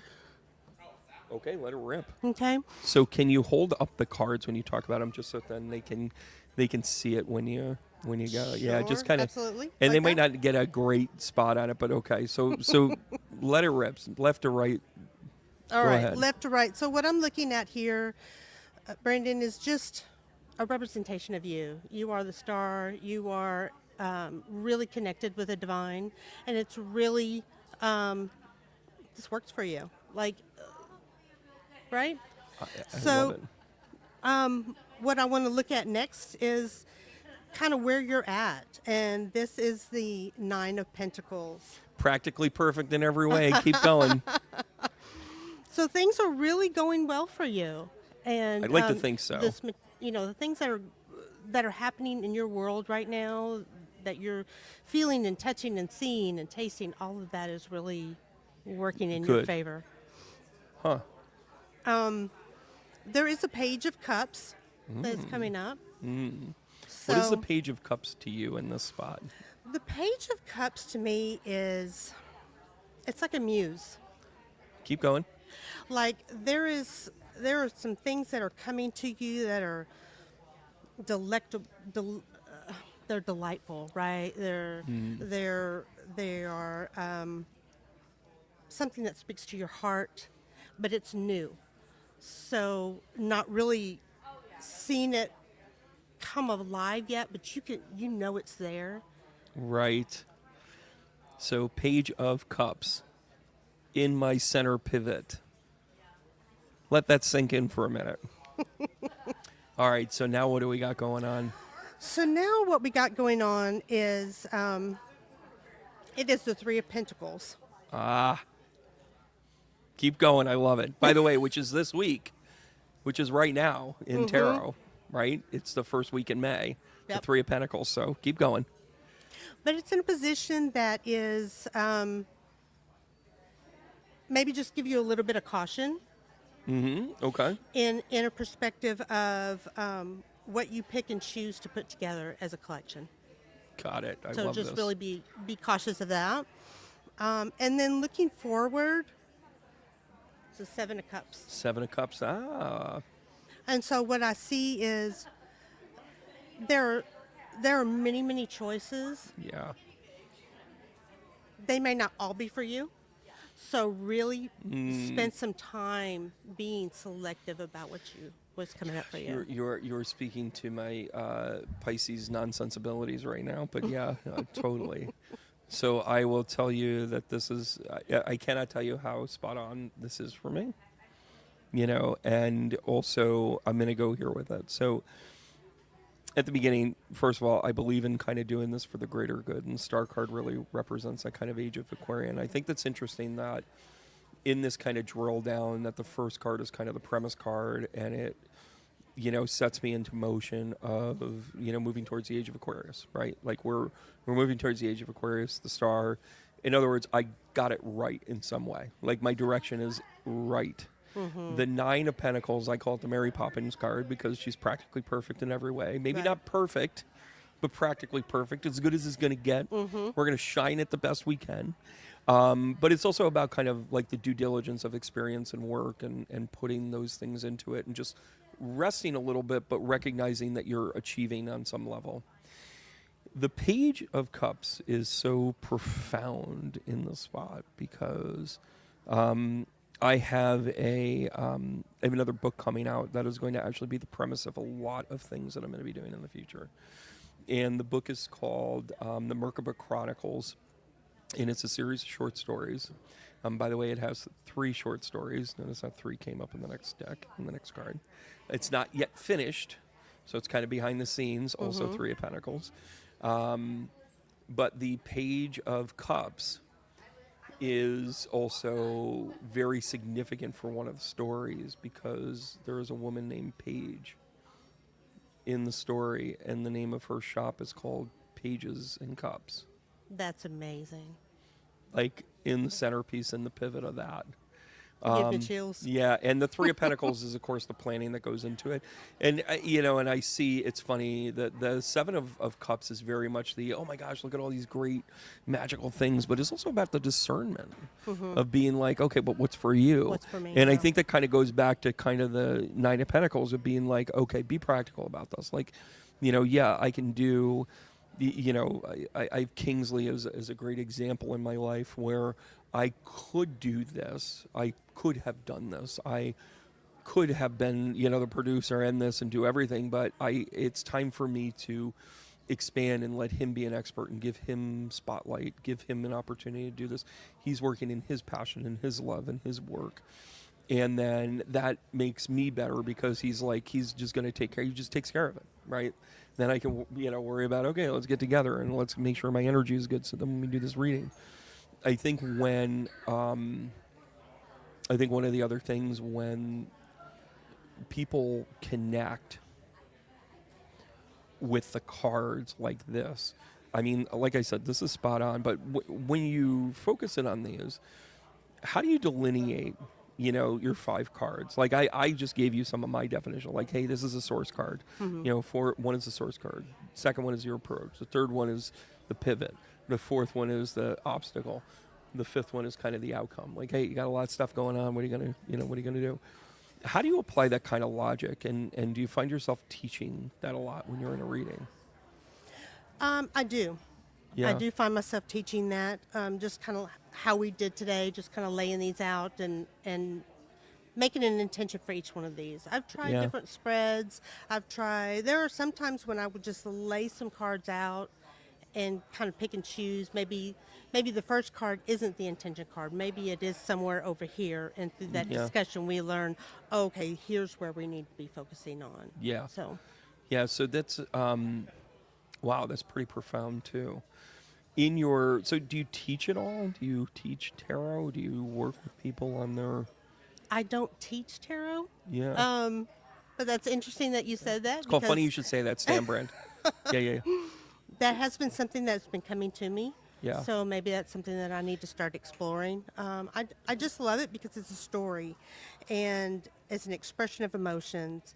And I can pull this out and say, okay, here's something that is meant for you to take a look at and explore and maybe dig deep to figure out where some of these thoughts or feelings, things like that are coming from. So yeah, I think that's a good... I mean, how do I want to say this? I think that's a very, kind of profound way to approach it, because with tarot, what I find most often, people make the mistake of thinking tarot is kind of an absolutism of like, hey, this is what it means. But in those spots, I mean, I was able to this is a great example. It was a great read. But it also was, hey, here's my interpretation. Here's, you're being the star. You took it the literal sense. I'm going to tell you that for me, this is me saying I want to be able to do the greater good piece of it. I want to be able to, push that. So then it's connective to other people and being able to, let other people have their voice and that sort of thing. That's why I'm doing it. That to me is the star card. Like, it's kind of like, hey, you be an expert. You work on this for the last 5 years and work on your tarot work. And then you get to a point where then it pays off when you're sitting here and you're like, holy crap, I know what I'm doing. Right? Yeah. And it's like that to me is kind of like why we do what we do, so that then we can get good at it, right? What about, listen, can I use your deck? sure, Like, I would understand your boundary if you said no. Would you like a reading? I would love a reading. This would be fun. Are you guys going to have fun with this? I'm going to have fun with this. Why don't you shuffle those in, give me whatever boundaries, 10 minutes. Is that cool? Okay. My gosh, we got all sorts of people lined up. We're going to go over. We always go over. Don't look at the cards. What are you doing? What are you doing? Card tricks? Like, what are you So doing? I do not like to just throw cards in them. Talk to me about that. Like, talk to me about your style. I really like to. When I first started reading tarot, I'd throw the cards in there, I'd shuffle a couple times, and then use them again. And what I was finding was I was pulling the same cards together. Well, don't over you and over. see that that's also part of why it keeps coming up? Well, absolutely. And at first, that's what I thought. Yeah. But it was just something that never settled right with me. And Right. so I figure if I shuffle them well and they still keep coming up, then that is the intention. Huh. It's funny because when I do the shuffle up and heal, what I do is I do all sorts of. I actually do a running deck, and I basically do a 3-card spread. Then I do an answer call, where I put down the first set, and then I put down the second set, the answer call, and then I'll do like an oracle deck pull. And I'll do a continuous deck, for all the people that are there. So it's kind of in that active randomness and whatever. And I never end up pulling the same cards because I just stay within the deck, right? Like I drill down into the deck. And I've had some tarot readers be like, these aren't authentic. You're not shuffling every time. I'm like, By the way, thank you so much for watching, everybody. By the way, I want to remind you guys that we are at the Austin the Austin Metaphysical and Holistic Fair. We're having a great time. It's really filled up. People are getting their readings done. They're having their aura photography. They're doing hypnotherapist work. They're working with Spanish interpretive tarot work. There's artisans here. There's you name it. There's all sorts of great stuff. And of course, Nature's Treasure has an awesome layout here of some of their sample stuff as their big store gets finished. But this pop-up store is amazing. They've got amazing stuff here. All right. So listen, what's our question? Are we going to do a general reading? Or are we going to talk about the weather? Where do you want to go with this? Let's just do a general reading. We're going to bring in our bright light. We're going to ask our guys to connect with one another as we ask for messages to come through that we hope to receive. Oh, are you happy today? I'm happy today. Good, because the Four of Wands just showed up. We're going to do this work in light, love, and laughter so we can become the best version of ourselves and all the work we're meant to do. Thank you for giving me the opportunity to do this work here today because this is what I'm meant to do for the greater good and the light of the world. See also the star card. See that? Absolutely. It was better than what you even thought here. So I'm putting a little bit of my energy into it. I'm asking cards if I can work with them. They're saying yes, but also I didn't hear them. So anyways, we're going to keep going here with this. I'm going to keep rolling this out. Wow, here we go. Wow, you asked my guys to show up right out of the gate. There we go. We got the Hermit. This is a spiritual job for you, not only to kind of find where you're going with this. This also comes with a little bit of pain, but I think the pain was almost more of like self-realization, like, hey, you finally realized that wasn't necessarily where you were going to go. Big transitional stuff. You got the Death card coming out here, all about the transition. By the way, do you have people get worried when you pull out the Death card? Death card. Yes. Meanwhile, it's like one of my students, I did a live last week. One of my students brought and I said, all right, Jess, here you go. And I turn over the Death card. She goes, ooh, it's my favorite. And I'm like, you're scaring people with that. How about the Ace of Cups? By the way, is Dad still with us? Yes. But it's Mom who's in passing. They're both still here. My mother is still here, yes. It's your mom's mom you were close to? Mm-hmm. Yeah, she's all over this. By the way, Ace of Cups, here it comes. Awesome. And by the way, why stop there? Is this a 5 or the 4? Yes, 5 of Swords. So one of the challenges that you have in this is that competition, calm down. Like, I think what's happening is that the reason why you think that you haven't risen up is because you think, well, how do I differentiate? How do I do this different? How am I whatever? Oh, there's a tarot reader over there. There's a whatever there. This one, the 5 of Swords here to me is kind of like, keep it close to the vest, do your thing. Mm-hmm. You don't have to compete. You're not in competition. If you're in competition, you're going to lose. Yeah. Like, I'm just saying it for your own edification. Like, if you go head to head with people and be like, arr, so you want to make sure you check your ego with this. Because, again, look at the Hermit to the Death card here is your way of saying, I've got to go here. This is Graham. Who's the L? Who's L? E-L? She could be an Eleanor, Elizabeth, Lisa, Linda. I don't have any. This is your grandmother talking about the person. She's saying there were Okay. 3. There were 3 women. Her sister was Edna with the E. She's talking about her. She's trying to do what's known as roll call. Oh, and her other sister starts with an L, yes. And they were super Okay. close, right? Yes. It was almost like they were the 3 of Cups, Yes. Yes. right? They share an eyeball, did they? Yes. They might as well have, right? By the Yes. way, how about if we bring this? Oh my God, what is up with you? Are you moving? Are you moving? Are you single? Like, where are we going here with this? The Devil card comes out, but I'm going to keep going with the spread because I'm going to do a pyramid downwards. Okay. I think what this is you feel limited by. So what's the day job? You're stuck in the day job. What's going on here? I work. I work just a office job. Do you feel like that's holding you managerial back from type. doing the rest of the stuff you're supposed to be doing? I feel like it's time for me to let go and to do this. jump in. That's with what that their is. feet. That's why the devil card will come out there. And by the way, this is kind of a top platform. So what we're doing is we're talking about the journey. We're talking about the change. We're talking about them coming in and going, hey, we're going to help you out here. Okay. Did your grandmother do tea leaf readings? She didn't. Spiritual, religious? Mm-hmm. What is she? Was she kind of a teetotaler, making sure you went to church all the time? Yes. Yeah, that's her. She's totally okay with us. And by the way, having the Five of Swords with the Devil card to me is very much like that competition thing. Double down on it. So you want to make sure that you're set up in a way where your finances are taken care of. If not, you're gonna fall on your face with us, right? So then when we drill down here, the King of Cups comes out. You're together with somebody now, Yes. and by the way, this is about the stability of home. Got it? Got it. Then we have the Wheel of Fortune. You're meant to do this. By the way, notice how the connector here to the Ace of Cups, along with the Ace of Pentacles. Listen, winner, winner, chicken dinner. Once you start to and then the Knight of Cups. Look at you go. Look at that. So as you dive deeper into this, you're going to start to recognize that with the King of Cups, along with the Wheel of Fortune, kind of Destiny's Hand, solidification, Ace of Pentacles, the money will come. The Knight of Cups is, hey, here's a new venture. Are you one of the readers here? Yes.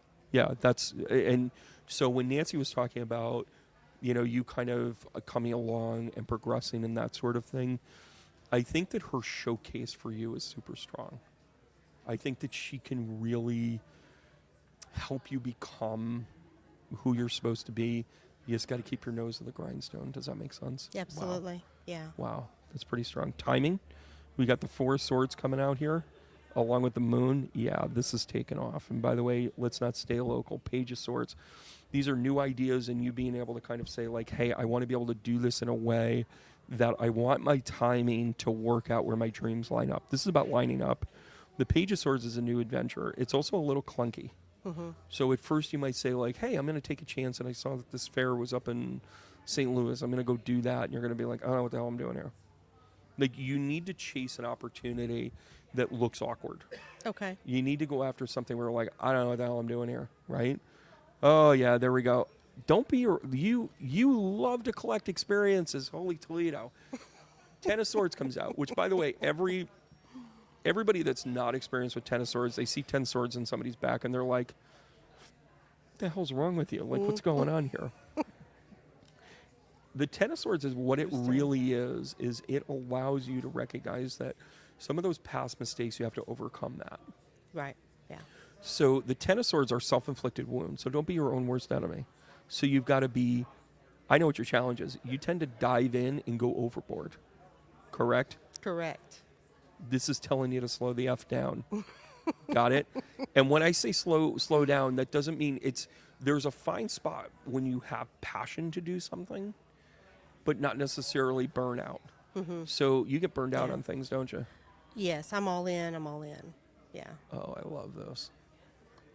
Do you want to see this card? Absolutely. Are you sure? Yes. What's it worth to you? Oh, kindness. The other mediums in the room just said, I fucking love this guy. So I'm going to turn over the King of Swords for you. Okay. And by the way, this is a new way of life. Yeah. This is you stabilizing yourself. It's mentally, it's high energy charged mental activity. So your upped game is also going to be taking care of your body, making sure your head's set, making sure that you've got all the things that you need to emotionally in place. Because then when the King of Swords comes out here, this takes out that emotional thing that like sometimes you're like, damn it, why is this? By the way, see also the competition thing. There's no comparison to you. What you do is what you do. There is no dead space when you make a mistake. It's a learning experience. Either it's an advancement or it's a learning experience. That's why I'm saying, like, throw a dart and say, I'm going to find out whatever they're doing in Amarillo, or I'm going to go to whatever. Throw a dart and be like, I'm going to go do a show some weekend. I'm going to, if it's just me and a, box of chicken nuggets for a weekend, or I don't know what right? Pay attention. Pay attention to the body. Stay away from the chicken nuggets. Barbecue places are pretty good down here. But if you get excited about something and it doesn't make any logical sense, this type of spread is actually telling you that logic will come in and mistakes are going to happen, but they're not meant to be mistakes that are like, shame on you. Their mistakes is in like, oh, now I know how to do it. You're getting refined so you can nail this when opportunities show up. You know what I'm saying? Just like Yes. just like with your tarot experience. And by the way, wonderful read. Wonderful how you did the spread. I could tell that you're somebody that like can pull out the situation into glowing things. And having the Page of Cups be my center card is insanely accurate. Just to let you know. That's Just to awesome. let you know. On your journey, if I had a concern, it would be that either you quit too early or you push too far, Okay. right? You want to be the Goldilocks where the bed is just right, where the porridge isn't too hot or isn't too cold. So your urgency will push it where, oh my gosh, it's too hot. But then if you lay off on it, then it's too cold. So you want to work on that timing. That Four of Swords actually, for lack of better terms, really kind of saves this for you. Because you can go over on the deep end, or you can pull back. These are beautiful cards, by the way. What do you remember the name of this deck? They're crows. The They look crow. like they're the crow, the crow deck. By tarot, the way, yeah. you do know that's my spirit animal, right? Very interesting. I was called to pull those up here today, so yeah. Were you really? Yeah. I had a crow attack me yesterday for a corn chip.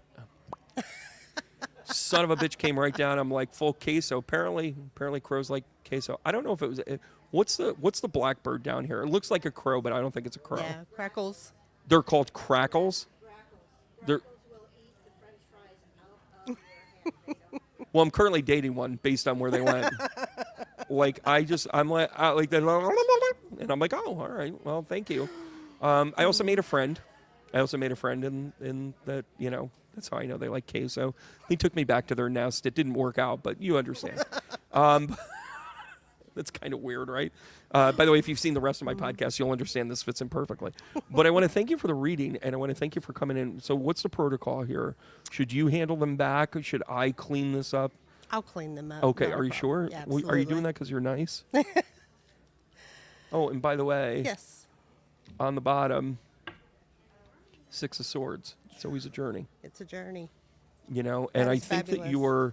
I think your style is fantastic. I think how you approach readings is just super. I hope to know you more. Thank you so much, Brandon. I appreciated this. How do people get in touch with you? They can reach me at my website, allsoulstarot.com. What is it? Allsoulstarot.com. What was that again? Allsoulstarot.com. See, when you say it 3 times, people remember it. Here to help. Thank you so much for Thank being you. on. Ari, thank you so much. We're bringing up another guest, and I just want to take a minute to talk about the other Austin Metaphysical Holistic Fairs. They actually do a bunch of them around the Austin area, so if you're ever down here or you're planning on making a trip, let's see, May 3rd, which is where we're at right now. We also have Saturday the 14th, and you're going to check out their website. You're going to go to heavenpathwaysearth.com. You're going to see the rest of the events that they have. They have some coming up June 14th, July 5th, August 2nd, September 6th, October 11th, November 8th, December 6th. They're all over the place here around Austin. They're, 20 miles this way, 50 miles south, whatever. But they're all based around here. Again, it's the Austin Metaphysical and Holistic Fair. They're able to come to you, and come on up. It's free admission for those of you that don't know that. It is run by Reverend Cheryl Martin. She's lovely. We're gonna get Cheryl up here. It looks like she's eating her sandwich. Is she eating lunch? She is. I think Cheryl's big timing me right now. Is she? Does she not want to come up? You gonna make fun of her? She's being a little mousy about it. Anyways, well, it's okay. Let's keep. I mean, we're the stars of the show. Hey, man, how are you? Good, how All are right, you? get right up on the microphone here. Actually, why don't you pull in? That way we're tighter on the shot there. All right, friend, how are you, man? Watch the glare. Yeah, I know. Hey, listen, it's like, I don't want to use your tonic right there, my friend. All right, there we go. Anyways, I'm having fun with you. Who are you? What do you do? And let's make it interesting. Well, my name is Rob Mazak. I'm a psychic medium as well. I'm a Reiki master. I do quantum healing hypnosis. I do past life regressions. I'm a life coach. I'm a legal reverend. I'm a fitness trainer. Ooh, that's a part where we're not the same. So the idea of the whole idea of This that part was right to- here, mostly tacos. All right. whole idea really was to approach the client or the person that you're working with at I the love level it. at the level they need to be worked at first. Yeah. So do you have like mixed modality clients where you might work with them kind of on their physical, like, hey, let's get your gut biome in order, and then we can start to work on the spiritual stuff? Or like, Exactly. how does it come to you? How does a typical long-term client come to you? Do they come to you first for the reading, or is it more physical? They generally come in the metaphysical sense, basically, and through a reading or a Reiki session. Yeah. Reiki session is probably one of the more predominant ones. Sure. And in those readings and those modalities, then you kind of surface up what seems to be the major blockage in their life and where Right. what we need to work on first. Because not Right. everything's mental, spiritual. I mean, it could be one or all of them. And it's funny. I find that when people start to kind of go down this path of, their entire kind of like their path work, and they start to peel back the layers on one thing, 10 other things show up. And it ends up being like, okay, where do we start first? Let's just, do the best we can, right? Exactly. What about, talk to me about your development. Like, where did it kind of start out for you? And then, like, what was the kingpin? What was the thing that you said, okay, this is the part that kind of goes off? I want to use the word kingpin with you. What is that? Well, like, I don't know exactly what Are that you part of the means. mafia? Like, what's going on here? Well, I've been in the military for 30 years, but Oh, there it is. okay. There it is. There you Okay. go. What, A what, manly what was your kind of job. branch?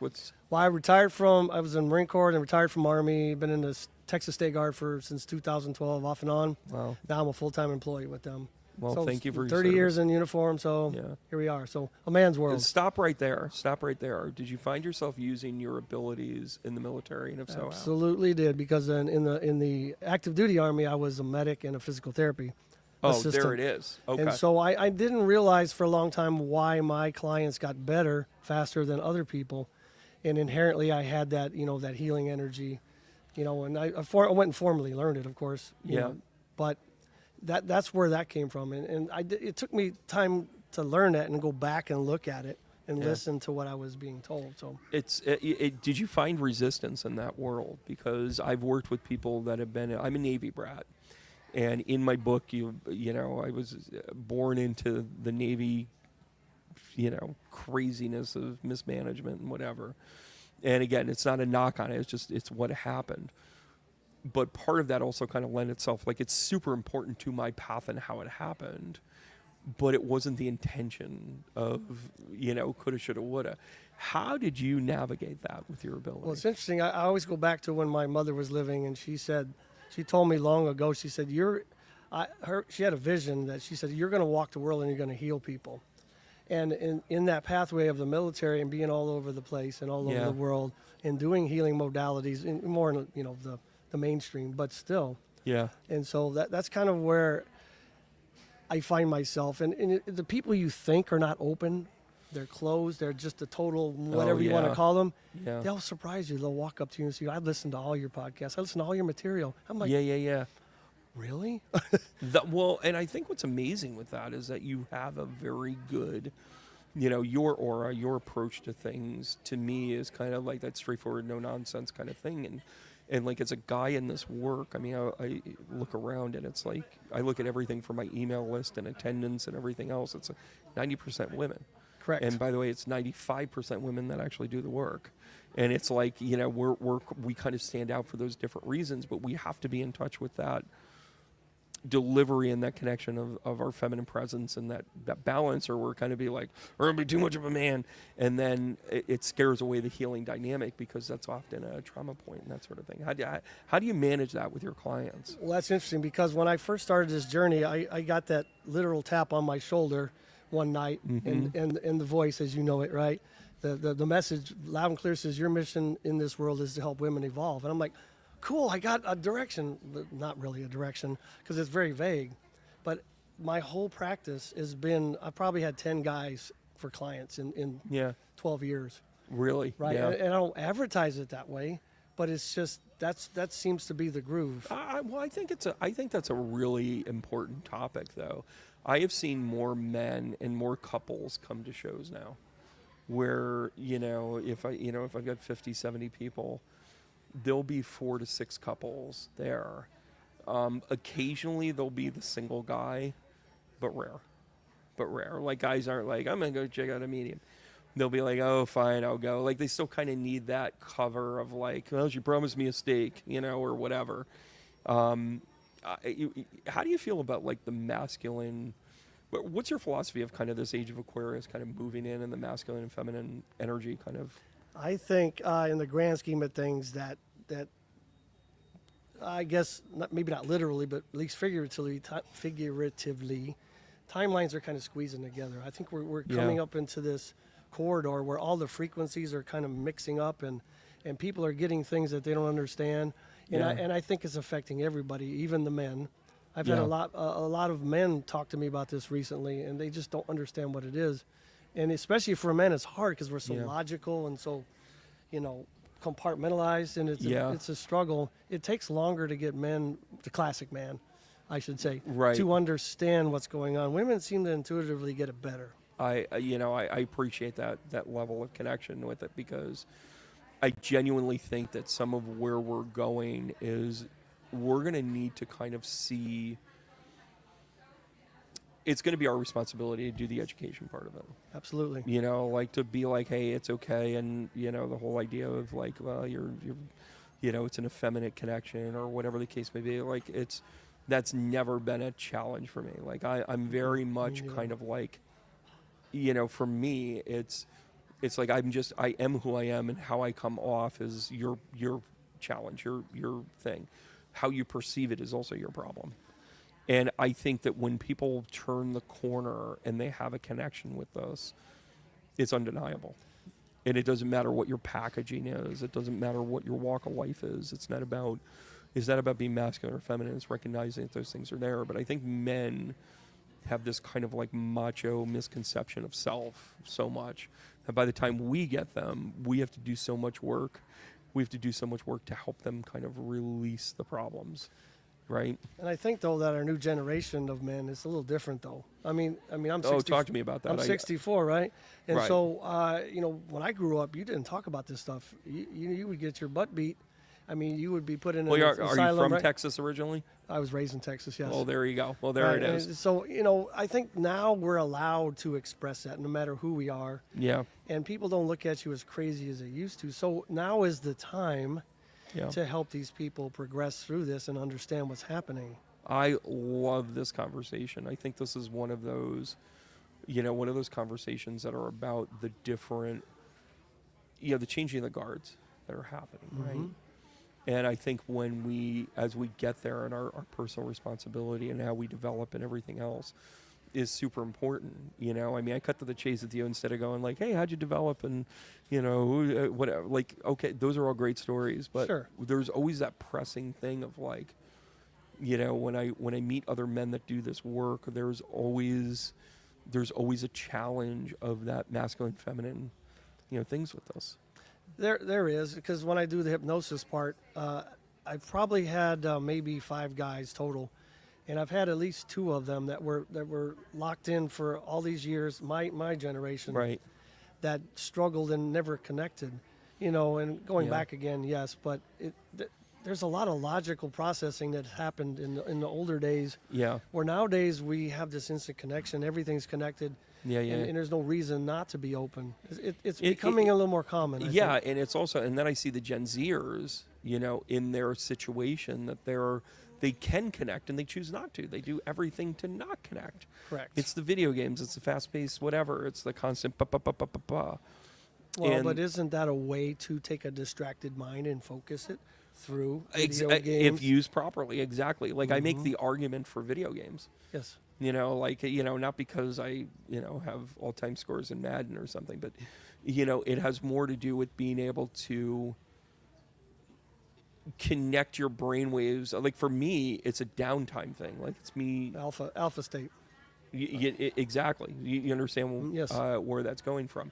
Because then you're able to move from that beta wave to that alpha wave where you're able to kind of start to distress, relax your parasympathetic and sympathetic start to come back into alignment. We're talking the same language. Like we got to talk like this to the other cats, and then they sit there and they go, what do you mean? What do you mean? And then you have to talk to them. And it's the same with PTSD and anxiety and all those things. And most people that suffer from those things will find themselves video games and TV and other ways to calm the mind. With your background in military, do you find that you work with a lot of people with PTSD? Or All that the other- time. All Yeah, the is it? time. It is so common. It's not even funny. We didn't talk about it back in the day. It wasn't something that was really addressed. Right. And now it's almost to the point where it's over the top in some ways. How do you feel the supports are for people with PTSD? I think in the military regimen is very good. I mean, they're always encouraging it while you're in the military, and they ask you to seek it out, and they want you to go do that. Trying to get in the military, if you've had any experience at all, that's a whole different story, which it seems Yeah. like a weird paradigm. If they're encouraging you while you're in, but not to get in, it seems a little strange. But the services, especially through the VA and the medical system for the military, is very good. Yeah. So, but once they get out, is that where the challenge tends to be? It can, especially when they're not in a regimented organization where they say, well, you missed your appointment there, soldier, right? Yeah. Right? You don't have any accountability, and then that becomes your own accountability. Yeah. And so it can be a struggle, yes. Yeah. So it's I have found that when people have had trauma in military, there tends to be sometimes there's a lack of effort, but I'll tell you, my father's veteran. I'm a Navy brat. In the lexicon of the help that he's needed to get, it's really been second to none. Like, it really has been. He might have had challenges with getting appointments, but never getting quality of care. That's what I was going to say. It's not so Yeah. much that the services aren't good; it's just getting access. And once he got in, he was good to go. He had my father had broken his ankle. Still walked 6 miles a day. I mean, the guy was a rock star. During COVID, slipped on some grass, broke his ankle, went sideways, and they have been nothing but great with him. Like, nothing but great.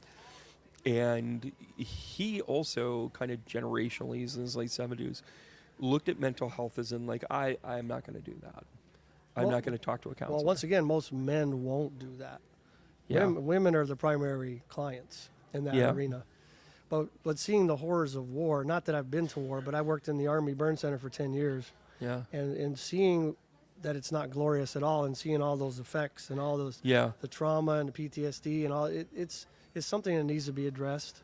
Yeah. It's something that needs to be a priority in the I think your approach. administration. Yeah. Yeah, I think your approach to this, and again, I promise not to be too political on site here, but you can't gut programs and say hope for the best. Like, you can't. Like, that's not okay. Not at all. But on the other side of it, it's the real impact of people, the real dynamic that people kind of need. I think we're starting to fill in gaps like that. Correct. I sat with a family not too long ago who lost their loved one, their matriarch, and it was a thing.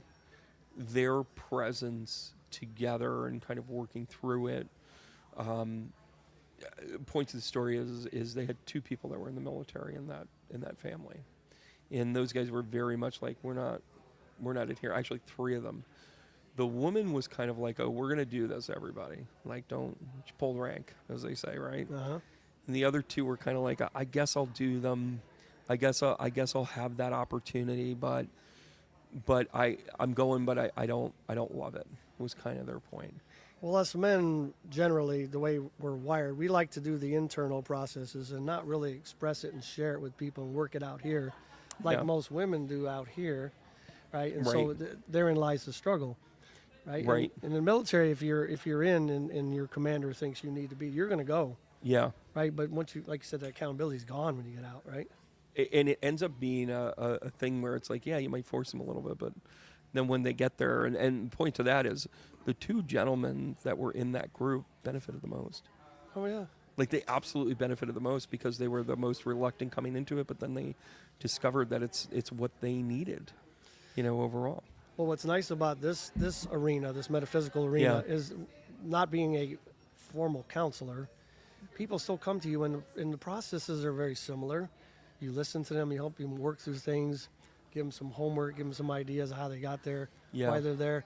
And I think we can still help many people without being in a formal counseling office or a counselor. Well, and I think kind of the roving unit of all of this is being able to kind of be like, hey, look at all the people you're connecting with. Look at all the, the people that come to your tables and that sort of thing. And by the way, I saw somebody float around your table 2 or 3 times, so you got to get back there. That's okay. The thing of it all is, when you start to kind of help people, you don't know what you're going to get, but then you start to see a particular vibration over and again. And I think the thing that I get from you is like, they're just showing up, man.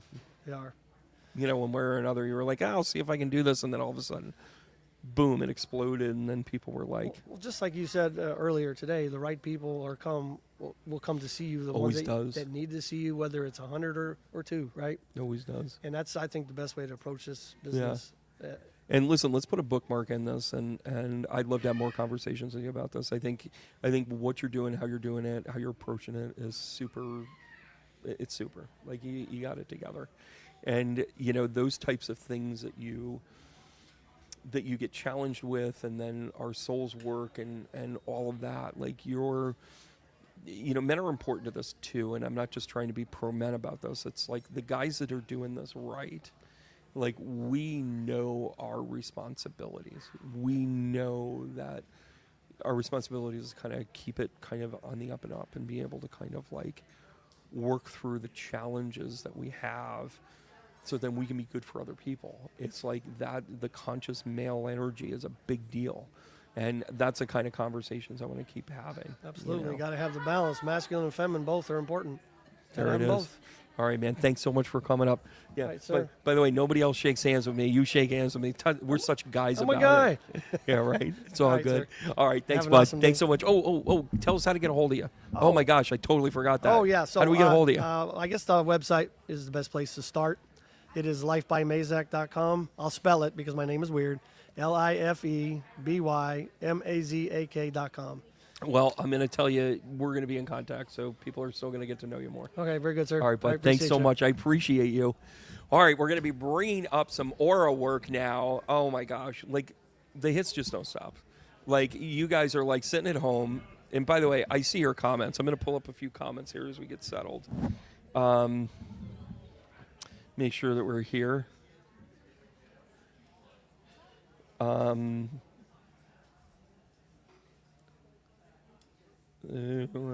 right in front of me. Be with you in a second. Hold on. Yeah, no problem. Where are we at here with all of our things? Oh, look at this. You guys are loving this. Thanks so much. Yes, the commentary. I see a bunch of you on here. We're getting. He's got to do his work. Don't worry, we're on it. Oh, is this my? Did you just poke me in the face with that? What are you doing there? Kingsley, come on. We're a professional organization. What are we doing here? Love that you guys. The military background. I appreciated that as well, guys. Thanks so much. Also. Sorry, I keep. Just reading some of your comments to respond here.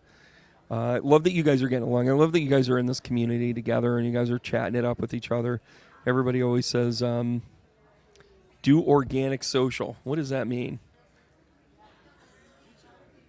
Oh, is that what we're doing? Well, I'm loving it. I love that you guys are getting my hours in. There's Kingsley, sticking out of the back here. I love technology. I really do. Well, if you guys do have questions, feel free to start to ask. Again, we're here at the Austin Metaphysical and Holistic Fair. And up next, let's talk auras. Oh, my gosh. Introduce yourself. Tell us a little bit about yourself. I'm Vicki, and I'm with Lavelle's Gypsy Heart, which is named after my mother. So that was her middle name that she hated. Oh, and yeah? So Is I there a middle naturally name that brought she it in. hated? Yeah. So I said, okay, well, I'm going to use it and, do all those things, Mom. So, but I've been reading auras for about 7 years or so. Great. But energy is I just see Yeah. energy. Do you Feel find it. that you've seen it like a lot longer than just 7 years? Like it's kind I'm of been. sure I have. Yeah, I'm sure I have. It's funny, especially when it comes to like energy management type of thing, and when I would teach aura classes, I was always say to people like, they're trying to discover like how that would kind of like mix with like their energies, and how do you tell the difference, and how do you really see it, and trying to teach people how to see auras. How to see it. You know, and using different techniques with spot looks and that sort of thing. And if nothing else, a lot of people don't even realize what they're seeing. It doesn't necessarily have to be a color. No, But it not can at look all. like the heat coming off a pavement or something Exactly. like that. So how Exactly. do you see them? Like like what is a color? Is it colors? Do you feel them? Do you see them? I feel them, but way before I can see them. So, you know, when you walked in the room, I feel that. I feel that energy. Well, I do push out my aura. You do. Yeah. You That, do. I'll tell the story in a second, but what, in your development, like what, keep going. So I can sense energy in a room. I get people. You know, I meet somebody and I feel them way before they start talking. But there is this glow around a person that if you're still, you can see, and it probably to most people it looks white. But if you can look long enough, there are colors. And so what's happened recently is that I have this software that shows me the energy. It reads Yeah. your electromagnetic frequency. I love that you're combining the technology And I with just, that. it's so much easier for me to say, I see your color, I see the blue, I see some orange. But when I can show it to you and show you what it means and where it is in your on your body, it's just a game changer. Yeah, so it's kind of the technology. How much of it matches up from a validation standpoint that you can see it, and then you get some sort of technology? It is.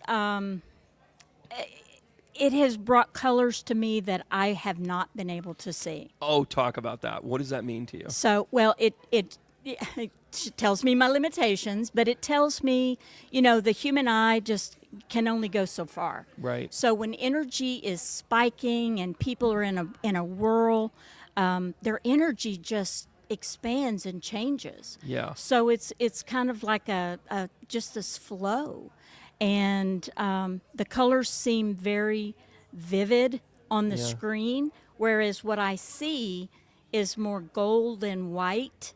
It's very pale to me, but the colors on the screen just pop. Yeah, and I think too with that, you know, I think that combination of technology, I think you can't lose your natural ability. Like I think No. you need to kind of keep that For sure. intact, because that's kind of what matters. You know what I'm saying? Like that kind of, that's your development, that's your skills, and will technology always be there? I don't know. I think it's a great learning tool. It's a great visual for somebody learning about themselves. I think that's the thing I really liked about that software that you were talking about, because I think that also lets them kind of conceptualize like what they're giving off. Right. Right. So how do you feel like energy is kind of the predictive index about how people, like where people are at in what their interactions are going to You know, do? people that come to get their aura read, they say, you know, I've been doing a lot of work. I've been working on my chakras. And, you know, you can tell them as, you know, as a Reiki master, you say, I can work this and I can heal this. But when they can see it happen in motion, when they see their chakras change, clear up, strengthen, that's a real change for them. Yeah. To just go, whoa, you know. The thing that I always like to do when I have somebody on the sensor is say, you know, you use technology all the time. Yeah. You're always on it. You're near it. You got your phone in your hand all the time. So pick up your phone and then watch the energy shift on the screen. Watch how your phone Oh, wow. just I totally want to try that blows later. up. You will. Yeah. Yeah. Blows up your So aura. are Just- you, and by the way, I have a little trick. I have my EMF. I do too. Do you? I do. Like that to me is like a such a thing. And, you know, to be able to kind of like have that, Just you know, that- once you understand, like it's a disruptor. It's an energetic disruptor. Absolutely. you know, Absolutely. And I've actually learned to, how does it affect your aura long term? Like I've decided, like, you know, a lot of times I'll like turn off my phone, have it across the room. you know, type of thing while I'm sleeping, just to kind of get it away from my head and my body, my physical Right. self. Right. But how do you feel like that affects auras long term? Is it, you know? You know, it has to have some extreme impact because when you see it, you know, just myself on the sensor, hold the phone and just go, whoa, what happened? And so that's one of the things that I use for. I use some shungite, piece of shungite, just show the people that's while what they're I've got on sitting there. there, and just hold on to that and watch this, watch the energy change. It has to happen. You know, everything that happens to your physical body comes in from your auric field. Yeah. So whatever's in your field is going to eventually get to you unless you do some work and get it away. Yeah. And that shungite on the phone, the EMF block, It's funny. I had Do actually that. worked with someone with probably had similar. They kind of did like aura photography. You know, I see the aura photographer, and I said, "How does it differ from aura photography? What you're doing? Because you're kind of doing like an infrared scan on It them, is. right? It's live. It's your energy. It's swirling. It's Got it. moving. It's 3D. It's all over. Wow. The photo it's a moment in time. Snapshot. Yeah. But this aura reading it's your energy in motion. So we can have a conversation. Right. And we can talk about a project that you want to do. And you can watch your energy shift, how you really feel about that project. Where's So the it's love kind of like there? truth serum. You're Where's kinda the taking love? the That's right. Nitrate And- sulfites, and you know, so then you tell the Exactly. truth. Wonder Woman's lasso. I don't know what you're doing to me. What are you doing? Yeah. How's that happening? Anyways, having fun with it. But isn't it also though when you what a great thing for, like, I think that we validate or we connect with people, and then in the conversation we feel their energy or their auras and whatever. Have you worked, this sounds crazy, but have you worked with like couples or people that work together? I have, but you know, on the sensor, you really need one. You need one source of energy. It's really made for Gotcha. for Okay. one. Okay, so there's a little bit of limitation there, but I kind of get what I get why that is, because you also kind of start to have that connection on the energy part of it. Right. Where do you work out of? Like, wow, there's a lot. I'm getting a whole bunch of stuff here. Like, what do you typically like work fairs? Like, what do you do? I work fairs. I have a few shops that I work at, crystal shops, and you know, the places that feel like home, and the people that come into those shops. You know, it's nice to they know you. So what you're and saying is that you're going to work with energy? I'm going to work with energy. I love everything about that. Yeah, crystals, beautiful. What's the website again? It's Lavelle'sGypsyHeart.com. So her middle name was Lavelle. Her middle name was Lavelle, and she always hated it. And I said, okay. And so she passed on, and I said, I'm going to do this. What's the Poppy? Who was Poppy? Oh, well, he's still here. He's still She's kicking. talking about him. Who's Poppy? Is this your Poppy. grandfather? It's the grandfather I never met. He died right before I was born. And she's saying, I got him here, even if it's the other side. Does that make sense to you? Yeah. And who's at the end of May? End Who's May of 27th, 28th, 29th? Oh, my. What is Memorial Day to the family? Was this like a big time for like get-togethers? and- It was family gathering. yeah, and that's The Salads. last thing she asked me before she died is, Vicki, get everybody together. Get them here. That was a When did she gathering. It was pass? just weeks before she died. and she's talking about that as in she's trying to get me to like a Memorial Day kind of like a, hey, let's get everybody together. Let's do. Was she famous for her mac salad or coleslaw or It was potato salad? Like, what is this? that it was probably fruit salad, and it was my sister's birthday around July, early July. So Is she the 7'7"? yes, Yeah. yeah. She's showing me the walking stick. She's like 7'7", and she's like, let my baby do whatever she's got to do. She's like, just let her. And by the way, she's kind of like, middle name. She's like, I didn't hate it. Like, she just wants to go on record to be like, I didn't hate it. She Yeah, hated it. okay. She hated it. Okay. And it's funny though. Brandon's my middle name, so I go by Brandon. You go by Brandon. There you go. Because that was my grandfather's name is T. Brandon as well. Okay. So I was named after my grandfather, and everybody called him Brandon. So that's how I got it. And by the way, I'm not a Tommy. I'm not a Tommy. Like that's That's not, a not thing. you. And then, yeah, but it's a good time. Well, I'm glad I was able to connect for you, too. Thank you. Yeah. It's a good deal. I'll That's see you after we kind of wrap up. I've got one more guest to bring on. Beautiful. I have to blame Cheryl. Yeah, And then, of course you do. That's kind of the way Yeah. to do this. Cheryl's But beautiful. thank you so much. Yes, come All by. right. I want to see your colors. Okay. Oh, I love that. What a great tagline. I want to see your colors. Absolutely. I do. All right, love. Thanks for being on Thank here. you. All right, we're going to have one more. Careful coming off of here. We've got one more guest. We're going to have our event planner here, Cheryl, Reverend Cheryl, to be specific.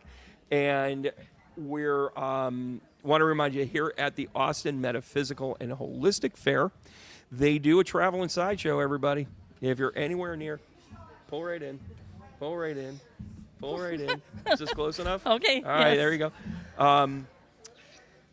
Today's May 3rd, June 14th, July 5th, August 2nd, September 6th, October 11th, November 8th, December 6th. Here at the Nature's Treasure Event Center, this is a regular, it is the Austin Metaphysical and Holistic Fair. And with us to wrap up our interviews today is Reverend Cheryl T. Martin. Yes. How are you, hon? Good. How are you? What are you a reverend of? Theology. Of theology? Oh, do you believe in God? I believe in a higher being. Okay, which one? It's the same that goes by many Are names. you tired? Because I'm in a house. Because when you pull these things off, you're running around. Yeah, You're up at the running crack of around, dawn. yes. You're like, I could sleep for another 2 hours, but those are 2 hours I could have worried. Right. Right. Yeah. There you go. No, I believe that God goes by many names for Yeah. different people because we're all connected. So you don't single out it's the same. Just different people have different names for the higher being. That Yeah, is- and I think what also happens too is in this search of understanding kind of who God is and what God is to all of us, we have to kind of be open to all of the dynamics that we have. Correct. there. So, and I love the diversity of this group. You've got the aura work, you've got the medical intuitives, you've got a lot of people, and again, we've tried to get to as many as we can, and we're way over time. Like Right. we're about a half hour over because we did push it out a little bit, but we tried to get to as many people as we can. But you've got so many other diverse people. Like you've got medical intuitives we didn't quite get to. There's some aura photography. There's some some other healers that work. There's a woman that works with seeing eyes into the soul, and there's just really cool, interesting people. How did you how do you decide who's a good fit for you? How do you work with that? Well, when I first started, I was actually going to many fairs throughout Texas as a practitioner. Talk to me about your practitioner work. Yeah. What's your modalities? What's your connection? I'm a psychic medium, but Okay. I also use a board called a Cosmic Z board. It's from Australia, I'm and it's familiar. very rare in the U.S. Yes, so I am familiar. Yeah, it's funny. Yeah. We were talking about when we were at dinner. We were talking about if you go to Australia, you need to go to Yes. the Aluhu. Yeah. Yep. so I use that board as well as channel. Mm-hmm. So I was doing my thing, doing the fair circuit, and there was no fairs near where I live. So it was like, hey, we should start how a far fair. away from? Is it near Austin? I live in Wimberley, which is like an hour. Okay, so just to give some perspective. So here, then okay. we just started deciding. I thought, well, I'm going to check it out and see if it falls in place. And it did. So I invited people I knew from doing the fairs. And then nowadays, when somebody applies, I really use my intuition. And I will get a feel like, is this person a good fit for our Right. family? Because we are a spiritual family, right? Yeah. So, and then, give them a shot, right? Right. It's very rare that I have someone come in that I'm like, that wasn't. I get it. Yeah, I you get know. it. Well, I think partnerships with Nature's Treasure here that has a process, that has a program to connect with people, I think it's a really is a really kind of important thing because, you know, this is what people need. I mean, you need practice even when you're developing. If you read the same 5 people over and over again, it's not really reading, it's just, you know, turning things over. But if you can kind of meld it into opportunities and that sort of thing, and, you know, people make mistakes sometimes, or they, you know, they've got to work on certain things and that sort of thing, that all comes with the territory. But in your path, like, why do you feel like this is what you should be doing now in your path now? Well, so I've been doing the fair. This one is actually my newest fair. Started in January, but the San Marcos Fair, which is next weekend, I've been doing that fair since 2018. So I started that fair, and, you know, we had to close for a little bit during the pandemic, but then we came right back. And so I started it, and the very next year I started Wimberley. Yeah. And so those are my bigger fairs, actually. Yeah. But then this opportunity came up to start this fair. So yeah, I think being connected with here is only going to grow. Like it's just once they get the shop in, you know, and the construction over there it's really ambitious. I mean, it's I do a lot of traveling, and I see a lot of crystal shops. I see a lot of showrooms. This one's really going to be state of the art, and they've really got it together. They're going to naturally kind of have a flow to you know, to people here. But in like Wimberley, like what kind of space are you in there? I have the entire community center. Okay. So I have one room that is much like this with all the practitioners. Then we have sound therapy in another room that's taking place all day. Oh, great. In another room, for June, we will have a drumming journey happening. And then hopefully in October, we're going to have you come and do a... Oh, yeah? Yeah. Oh, I see what you're doing. Right. Well, you're going to want to check heavenpathwaysearth.com, heavenpathwaysearth.com, to get all of those dates coming up. And yes, I hope to be back in October because, you know, I think I get what's going on here. I think that, you know, meeting some of the people here and seeing the mission that they're on and seeing the wavelength, I think one of the things that Austin is beginning to realize is that there really can be a spiritual connective like community. Absolutely. Here. And I think that's only going to grow spaces like this. So right. And that's actually one reason we started I call it a spiritual gathering. And it's an opportunity for people to come for sound therapy, but then we as a community, we will do the bowls, and they bring their own instruments, whatever they may be. Oh, wow. Noisemaker session. Yeah, we do. And then the last part of our day, we share our gifts with each other, and also, you know, we talk and give support and ideas with each other, and just building that safe space where people can come no matter what level they're on their journey, you know, whether they've just started it or been there for years. Yeah. You know? Are you seeing the bridge between the ones that have been at it for a while and the newbies, so to speak? Yeah. Yeah. Are you seeing, you know, what advice would you give to the newbies coming in? Oh, it's just, you know, follow your heart. Everything I do comes from the space of my heart. So good. I just want them to also know, you know, I give my number to everyone, and I'm like, you can text. Yeah, I got yours in a whatever. Bathroom wall, just to let you know. Right? I mean, you know, don't take that the wrong way. But go. Here we are at a spiritual convention, you know, just kind of being like, well, it was in the bathroom at a Denny's. Right, there it is. There you go. And that's the last time you go to a Denny's, though. When they come in, they're like, hey, we know you. Anyways, right. You know, moons over my hammy. So the other part of like the venture of this, it does take a lot. It does take a lot of planning. What do you find the biggest challenge that you have in putting these fairs on? Because you're doing quite a few of them. So you're building up a really good kind of repertoire of like, if you don't like this one, come to this one. If you can't make this one, make this one. What are the challenges between the people and practitioners or whatever? Like, what's the biggest challenge?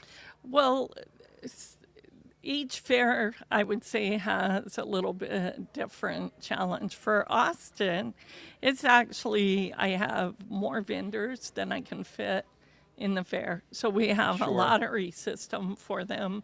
So they Okay. don't Winner, know. winner, chicken Yeah. dinner. Okay, all Yeah. right, I get it. But one of the biggest challenges this year hasn't been in the past, but this year is we find our clientele's a little more fearful of the economics and what's going on in Oh, the yeah, world. sure. And so getting them to beyond their fear still come to the fair, you know. So Yeah, like how do we be spiritual while we're headed towards the threshold of hell? I get Yeah, it. I yeah. understand. I mean, I'm also here to tell you that the astrology of it is this is a really good time for people to get their footing in the things that are going to be long lasting. Like, and it's tumultuous. At first, it's going to give you every reason not to do it. But the reality is that the long-term connection, the long-term projection is going to be that it's going to be okay. It's going to work out. It's going to Right. be the things that we need. And any of the stumbles, any of the hurdles, the building blocks, if you will, that get in the way are just going to be like, they're going to be proving signs of you. Like, how do I manage more vendors? You know, how do I manage that? How do I manage those things? And over time, they're going to be responsive and say, hey, well, we knocked out this wall and we put in sound healing space for you so we can do more dynamic things, or, whatever the case may Right. be. Right. The places are going to match, or the circumstances are going to match where you're at with things. So I think it's a good time to push forward. It's a good time to make sure that you get that experience in, so everybody kind of knows the difference, right? Right. Right. That's kind of cool. Yeah. Do you have much time to do your own practice now? It's sometimes It's the $1 million question, Yeah, it because is. you're like, do I No, put all my eggs in the basket of like putting on these, I get-togethers? have a or- lot of baskets. So I still teach. I teach psychic development. I teach Reiki. I still practice and do distance healing. And the way it is these days, in the past, people could come to my space for a reading or for Reiki. Now, the only way they're going to see me in person is if they come to the fair.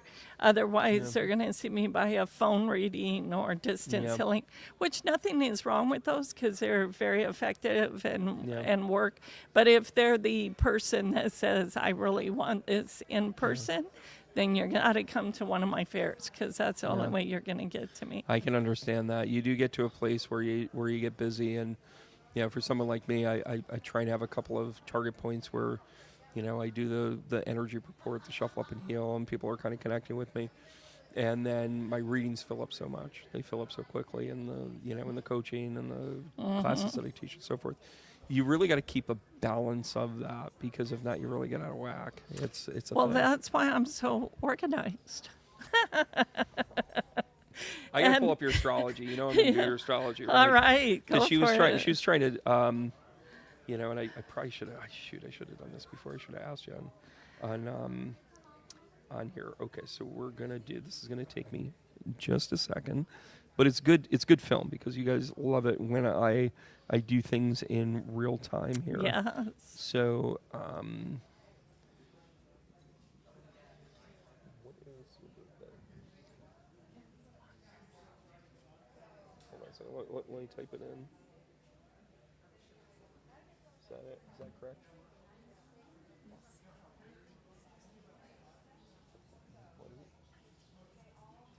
Got it. And what time were you born? 4 a.m. on the dot. Wow, look at you go with some specifics. Yes. I love it when people are like, oh, yeah. Do you And need location? sure. Salt Lake City, Utah. Oh, no wonder why you like crystals.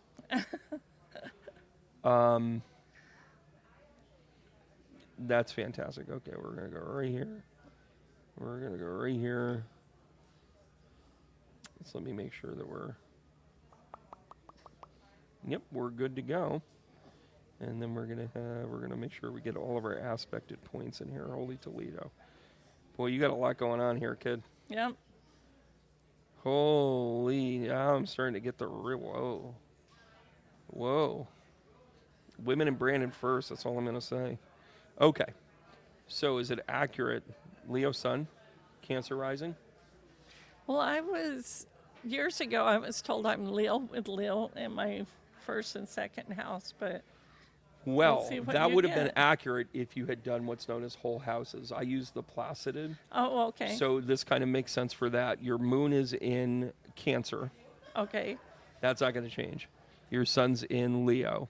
Your rising with the Placidus is Cancer rising, which, by the way, lends itself. So you have kind of this kind of 1, 2, 3 thing going on where the moon is sitting in the 12th house, which, by the way, that's where a lot of your gifts are coming from. Like, that's the intuitive gift.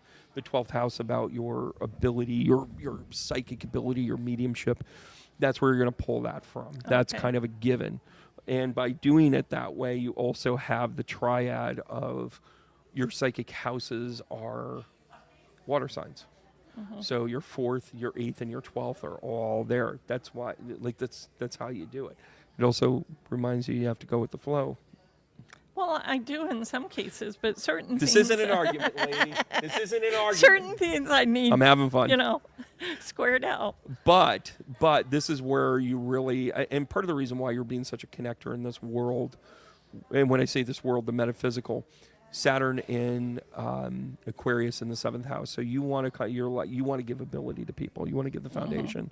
So each one of these readers has a platform. You want to make sure that people kind of have that connection. The Sun and Venus together. That's where we get our good looks from.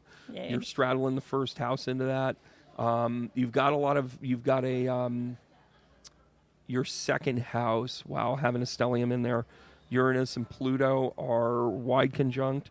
Then you also have Mercury as well.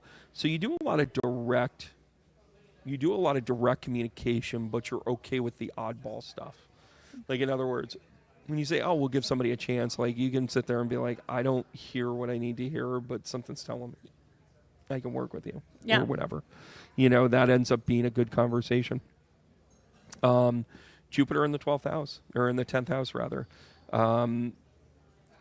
Being connected. Oh, boy. So you just went through, you may have just gone through another return.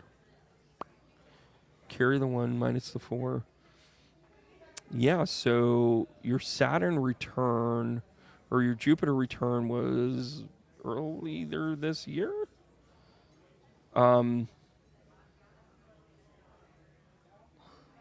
It was actually last year. This is interesting for you. So when you went through your Saturn return, probably 3 years ago. Yeah, about 3 years ago. Did you find that was that when COVID was loosening its reins and you were able to jump back into it? It might have been around that time frame. Like late 22, early 23. Yeah, as soon as they said we could start doing things in public again, we were. Yeah, you were right on there. Right there. Well, from a timing, you have what's known as a crown. You have a crown chart where you have some distinct points. Can you believe that's the first time I did that? Kingsley's laughing right now. He goes, holy shit, he didn't do it. You have things where, like, it draws up to certain points. And your points are Jupiter, you're about empowerment. Chiron, you're about healing. Saturn, you're about structure. And then the South Node, which is about you want people to be comfort and you want them to heal from kind of past life work. So you're kind of like, I'll take the whole person for 1,000 Alex, and we'll try and figure out what the hell's going on with them. Right. Right. That sounds about so, right. So that's very much kind of in your chart. The thing from the personal side of it, having Neptune and Lilith, connected to one another in conjunction, almost a pure conjunct in the 4th house, leads itself to how the marriages are going to work, how the family's going to come together, and getting all the pieces in place that you need to. I think that's a real asset for you. And having dinner with your husband last night, even though we were at the end of the, Yeah. he ate dinner with one cheek hanging off the booth. I know, I mean, right? he's such a good sport. Good guy. Yeah. I have always been sort of the glue in the family. I come from a very big family, and so I'm always the one reaching out to nieces and nephews and whatnot and saying, hey, Right. my brother tells me, well, I had 8 brothers, but one of them, every once in a while, I randomly will text him because he came into my mind. So there's a reason. Who's the J? Who's right? the G? And I think there's more than one. G is Glenna, my mother. Gotcha. Is she still with us? No. She is now. Keep going. And J would be actually Jimmy, my... Brother. Your brother, Jimmy? No, he's actually my ex-father-in-law, who's not with us. I don't have a J. Did you feel brother. connected to Jimmy, though? Oh, yeah. He was such a sweet guy. I'm just telling you, the reason why they would show up, and one of them has like a 2-3 or a 4-5 or a 6-7 birthday. Like they have dates that are like right next to each other. They could be like September 8th or something. Well, my mom was October 14th. Okay. And Jimmy was January 10th, I believe. January 10th. So it's more of like the one they're trying to show me. 1-1. They're trying to show me repeats. Here's the cool thing about this. That's part of how you get what you get. That's part of how you go. That's part of how you get to where you're going. Is I think Mom's always kind of been a bug in your ear, hasn't she? Yeah, most of my dad, he was the first spirit I connected with. Was he a reverend as well? No, he was an iron worker. Same thing. Same thing. I'll tell the story. It's all Yeah. good. But it's almost like I get the feeling like he's very much like, you got to pay attention to this. This is you. Like Yeah. go be a little weird. Go be a little bit off. I don't care what other people think of you. Oh, he's very supportive. But he passed when I was 9, came to me, and he was the first spirit that I ever saw, heard, talked to. Went to my mom and was like, Mom, because at 9, the family's saying, hey, you're not going to see your dad anymore. He's in heaven. And I'm like, what are you talking about? He's right there. And so I talked to my mom, and she was like, it's okay, honey. I talk to him all the time. And so that gave me the permission to develop my skills and be who I am today. I think it's interesting, when I talk to people in their path and they start to, share why they were connected or what that jump was for them. Mm-hmm. And when they lose a loved one, that's a key thing. And it whether they become their, their spirit guides, whether they become their whatever, you get catapulted into it. And sometimes it starts in grief, and it starts with bereavement, and it's, and then we remember that part, and then we just want to help other people. Like it's kind of that eternal thing that you want to help other people all the time, and you don't always necessarily know how or why, and then you just start throwing spaghetti at the wall and figuring out like what's going to work, what's not going to work. And I think what's amazing for you is that you've really got a great group here, and I love the idea that I love that there's more people than not, and that it does become a lottery system, and that it does become I want to make sure that we get as many people in as we can and change it and what have you. I think for you in this journey, it's the more is going to be the merrier. Like that's just the way you got to do this, and you might take a flyer on somebody, it doesn't work out, but when you're at 99% otherwise, then you're doing the work. Even if you're at 80% or better, you're moving this forward. Right. You've always got room for improvement, but I think that's the blessing in all of this, is that you're going to be able to push this. And I can't thank you enough for having me. This is going to be our flagship conversation. We're going to show other people what we do when we show up, and when we're back here. Yes, in October. I heard Birdie told me October. Have to make sure the schedule works, but I'd love to. I mean, I think it's an exciting thing what you're doing here, and I love to see the growth. I can't wait to see it grow further. I'm really supportive of Nancy and what she's doing with Nature's Treasures, and how they're doing it, and certainly you with your the side of the fair, and what you're doing. You're doing everything the way you should be doing it, the best of your ability, and you're just figuring it out as you go. Right. And that's the part, that authenticity is the thing that people want. Yeah, I talk to spirit every single day of my life. Yeah. So I just follow what I'm told. This is, they sort of guide me. So Lift up and lift off. that's what I say. it. Right. Right. Well, Cheryl, thanks so much for having me. I really appreciate it. Thank you. All right, hon. I Listen, I'm appreciate gonna wrap up here, kind of talk with everybody. Hey, careful getting off of your own stage. I will. I know. There you go. Okay. All right, guys. Listen, thanks so much for tuning in. Again, Cheryl and everybody here at the Austin Metaphysical and Holistic Fair. If you're in the Austin area, earmark it. If you can't get down here today, make sure you're following these guys. You're going to go to heavenspathwaysearth.com, and of course, Nature's Treasure. I think it's ntrocks.com. Here, we met some great people. We're going to backload it and get all of our addresses and make sure that everybody kind of gets their we'll type it in later. We'll make sure that we get it. But give me some feedback. Let me know what you guys think about this. If you made it this far, I mean, we're 2 hours, which was the plan, a little bit more than 2 hours. Holy Toledo, Brandon's still talking. But to be able to kind of capture this and kind of grow it the way that we want to be able to we're going to fine tune this. We're going to pare this down. I think I would like, fewer, I don't want to say fewer guests, but I think I want to have like a little more formatted and that sort of thing. All those things we're going to work out. It's a work in progress. Great team. Kingsley, Kingsley's Kingsley. He's just shrugging his shoulders. He's like, yeah, bro, what's going on? And then, and I can really kind of feel the vibration on this. Look for the new stuff coming out. We're going to have great podcast guests. We're going to have great podcasts coming out. Funny you should say that is out now on Amazon. Make sure you are getting the second edition. The first edition should not be out there, but you never know. You can also get the Read Band Books shirt. Support this in a way to let them know that we're going to read whatever the hell it is that we want. We will absolutely, what's the words I'm looking for? Well, I'm going to be in joy, and that is the act of rebellion.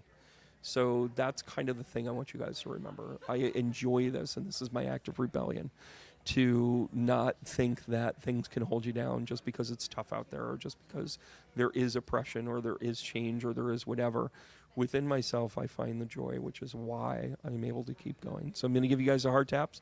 I want to thank you guys for coming along. Thanks so much for being a part of it. Great location, great team. This is really coming together in a new way. Thanks so much. You guys have really stuck it out on this. I am your Saturday activities, aren't I? Holy Toledo. Like, it's pretty strong. Like, and we're not talking two people here. You guys are really watching. So I want to thank you guys. I'm going to give you guys a hard tap again. Mind you to care and love for one another and to keep going. All right, Kingsley, get us out of here. Fade us away. Oh, yeah, on to that. We're jumping back and forth. Again, great job, everybody, and we'll see you soon.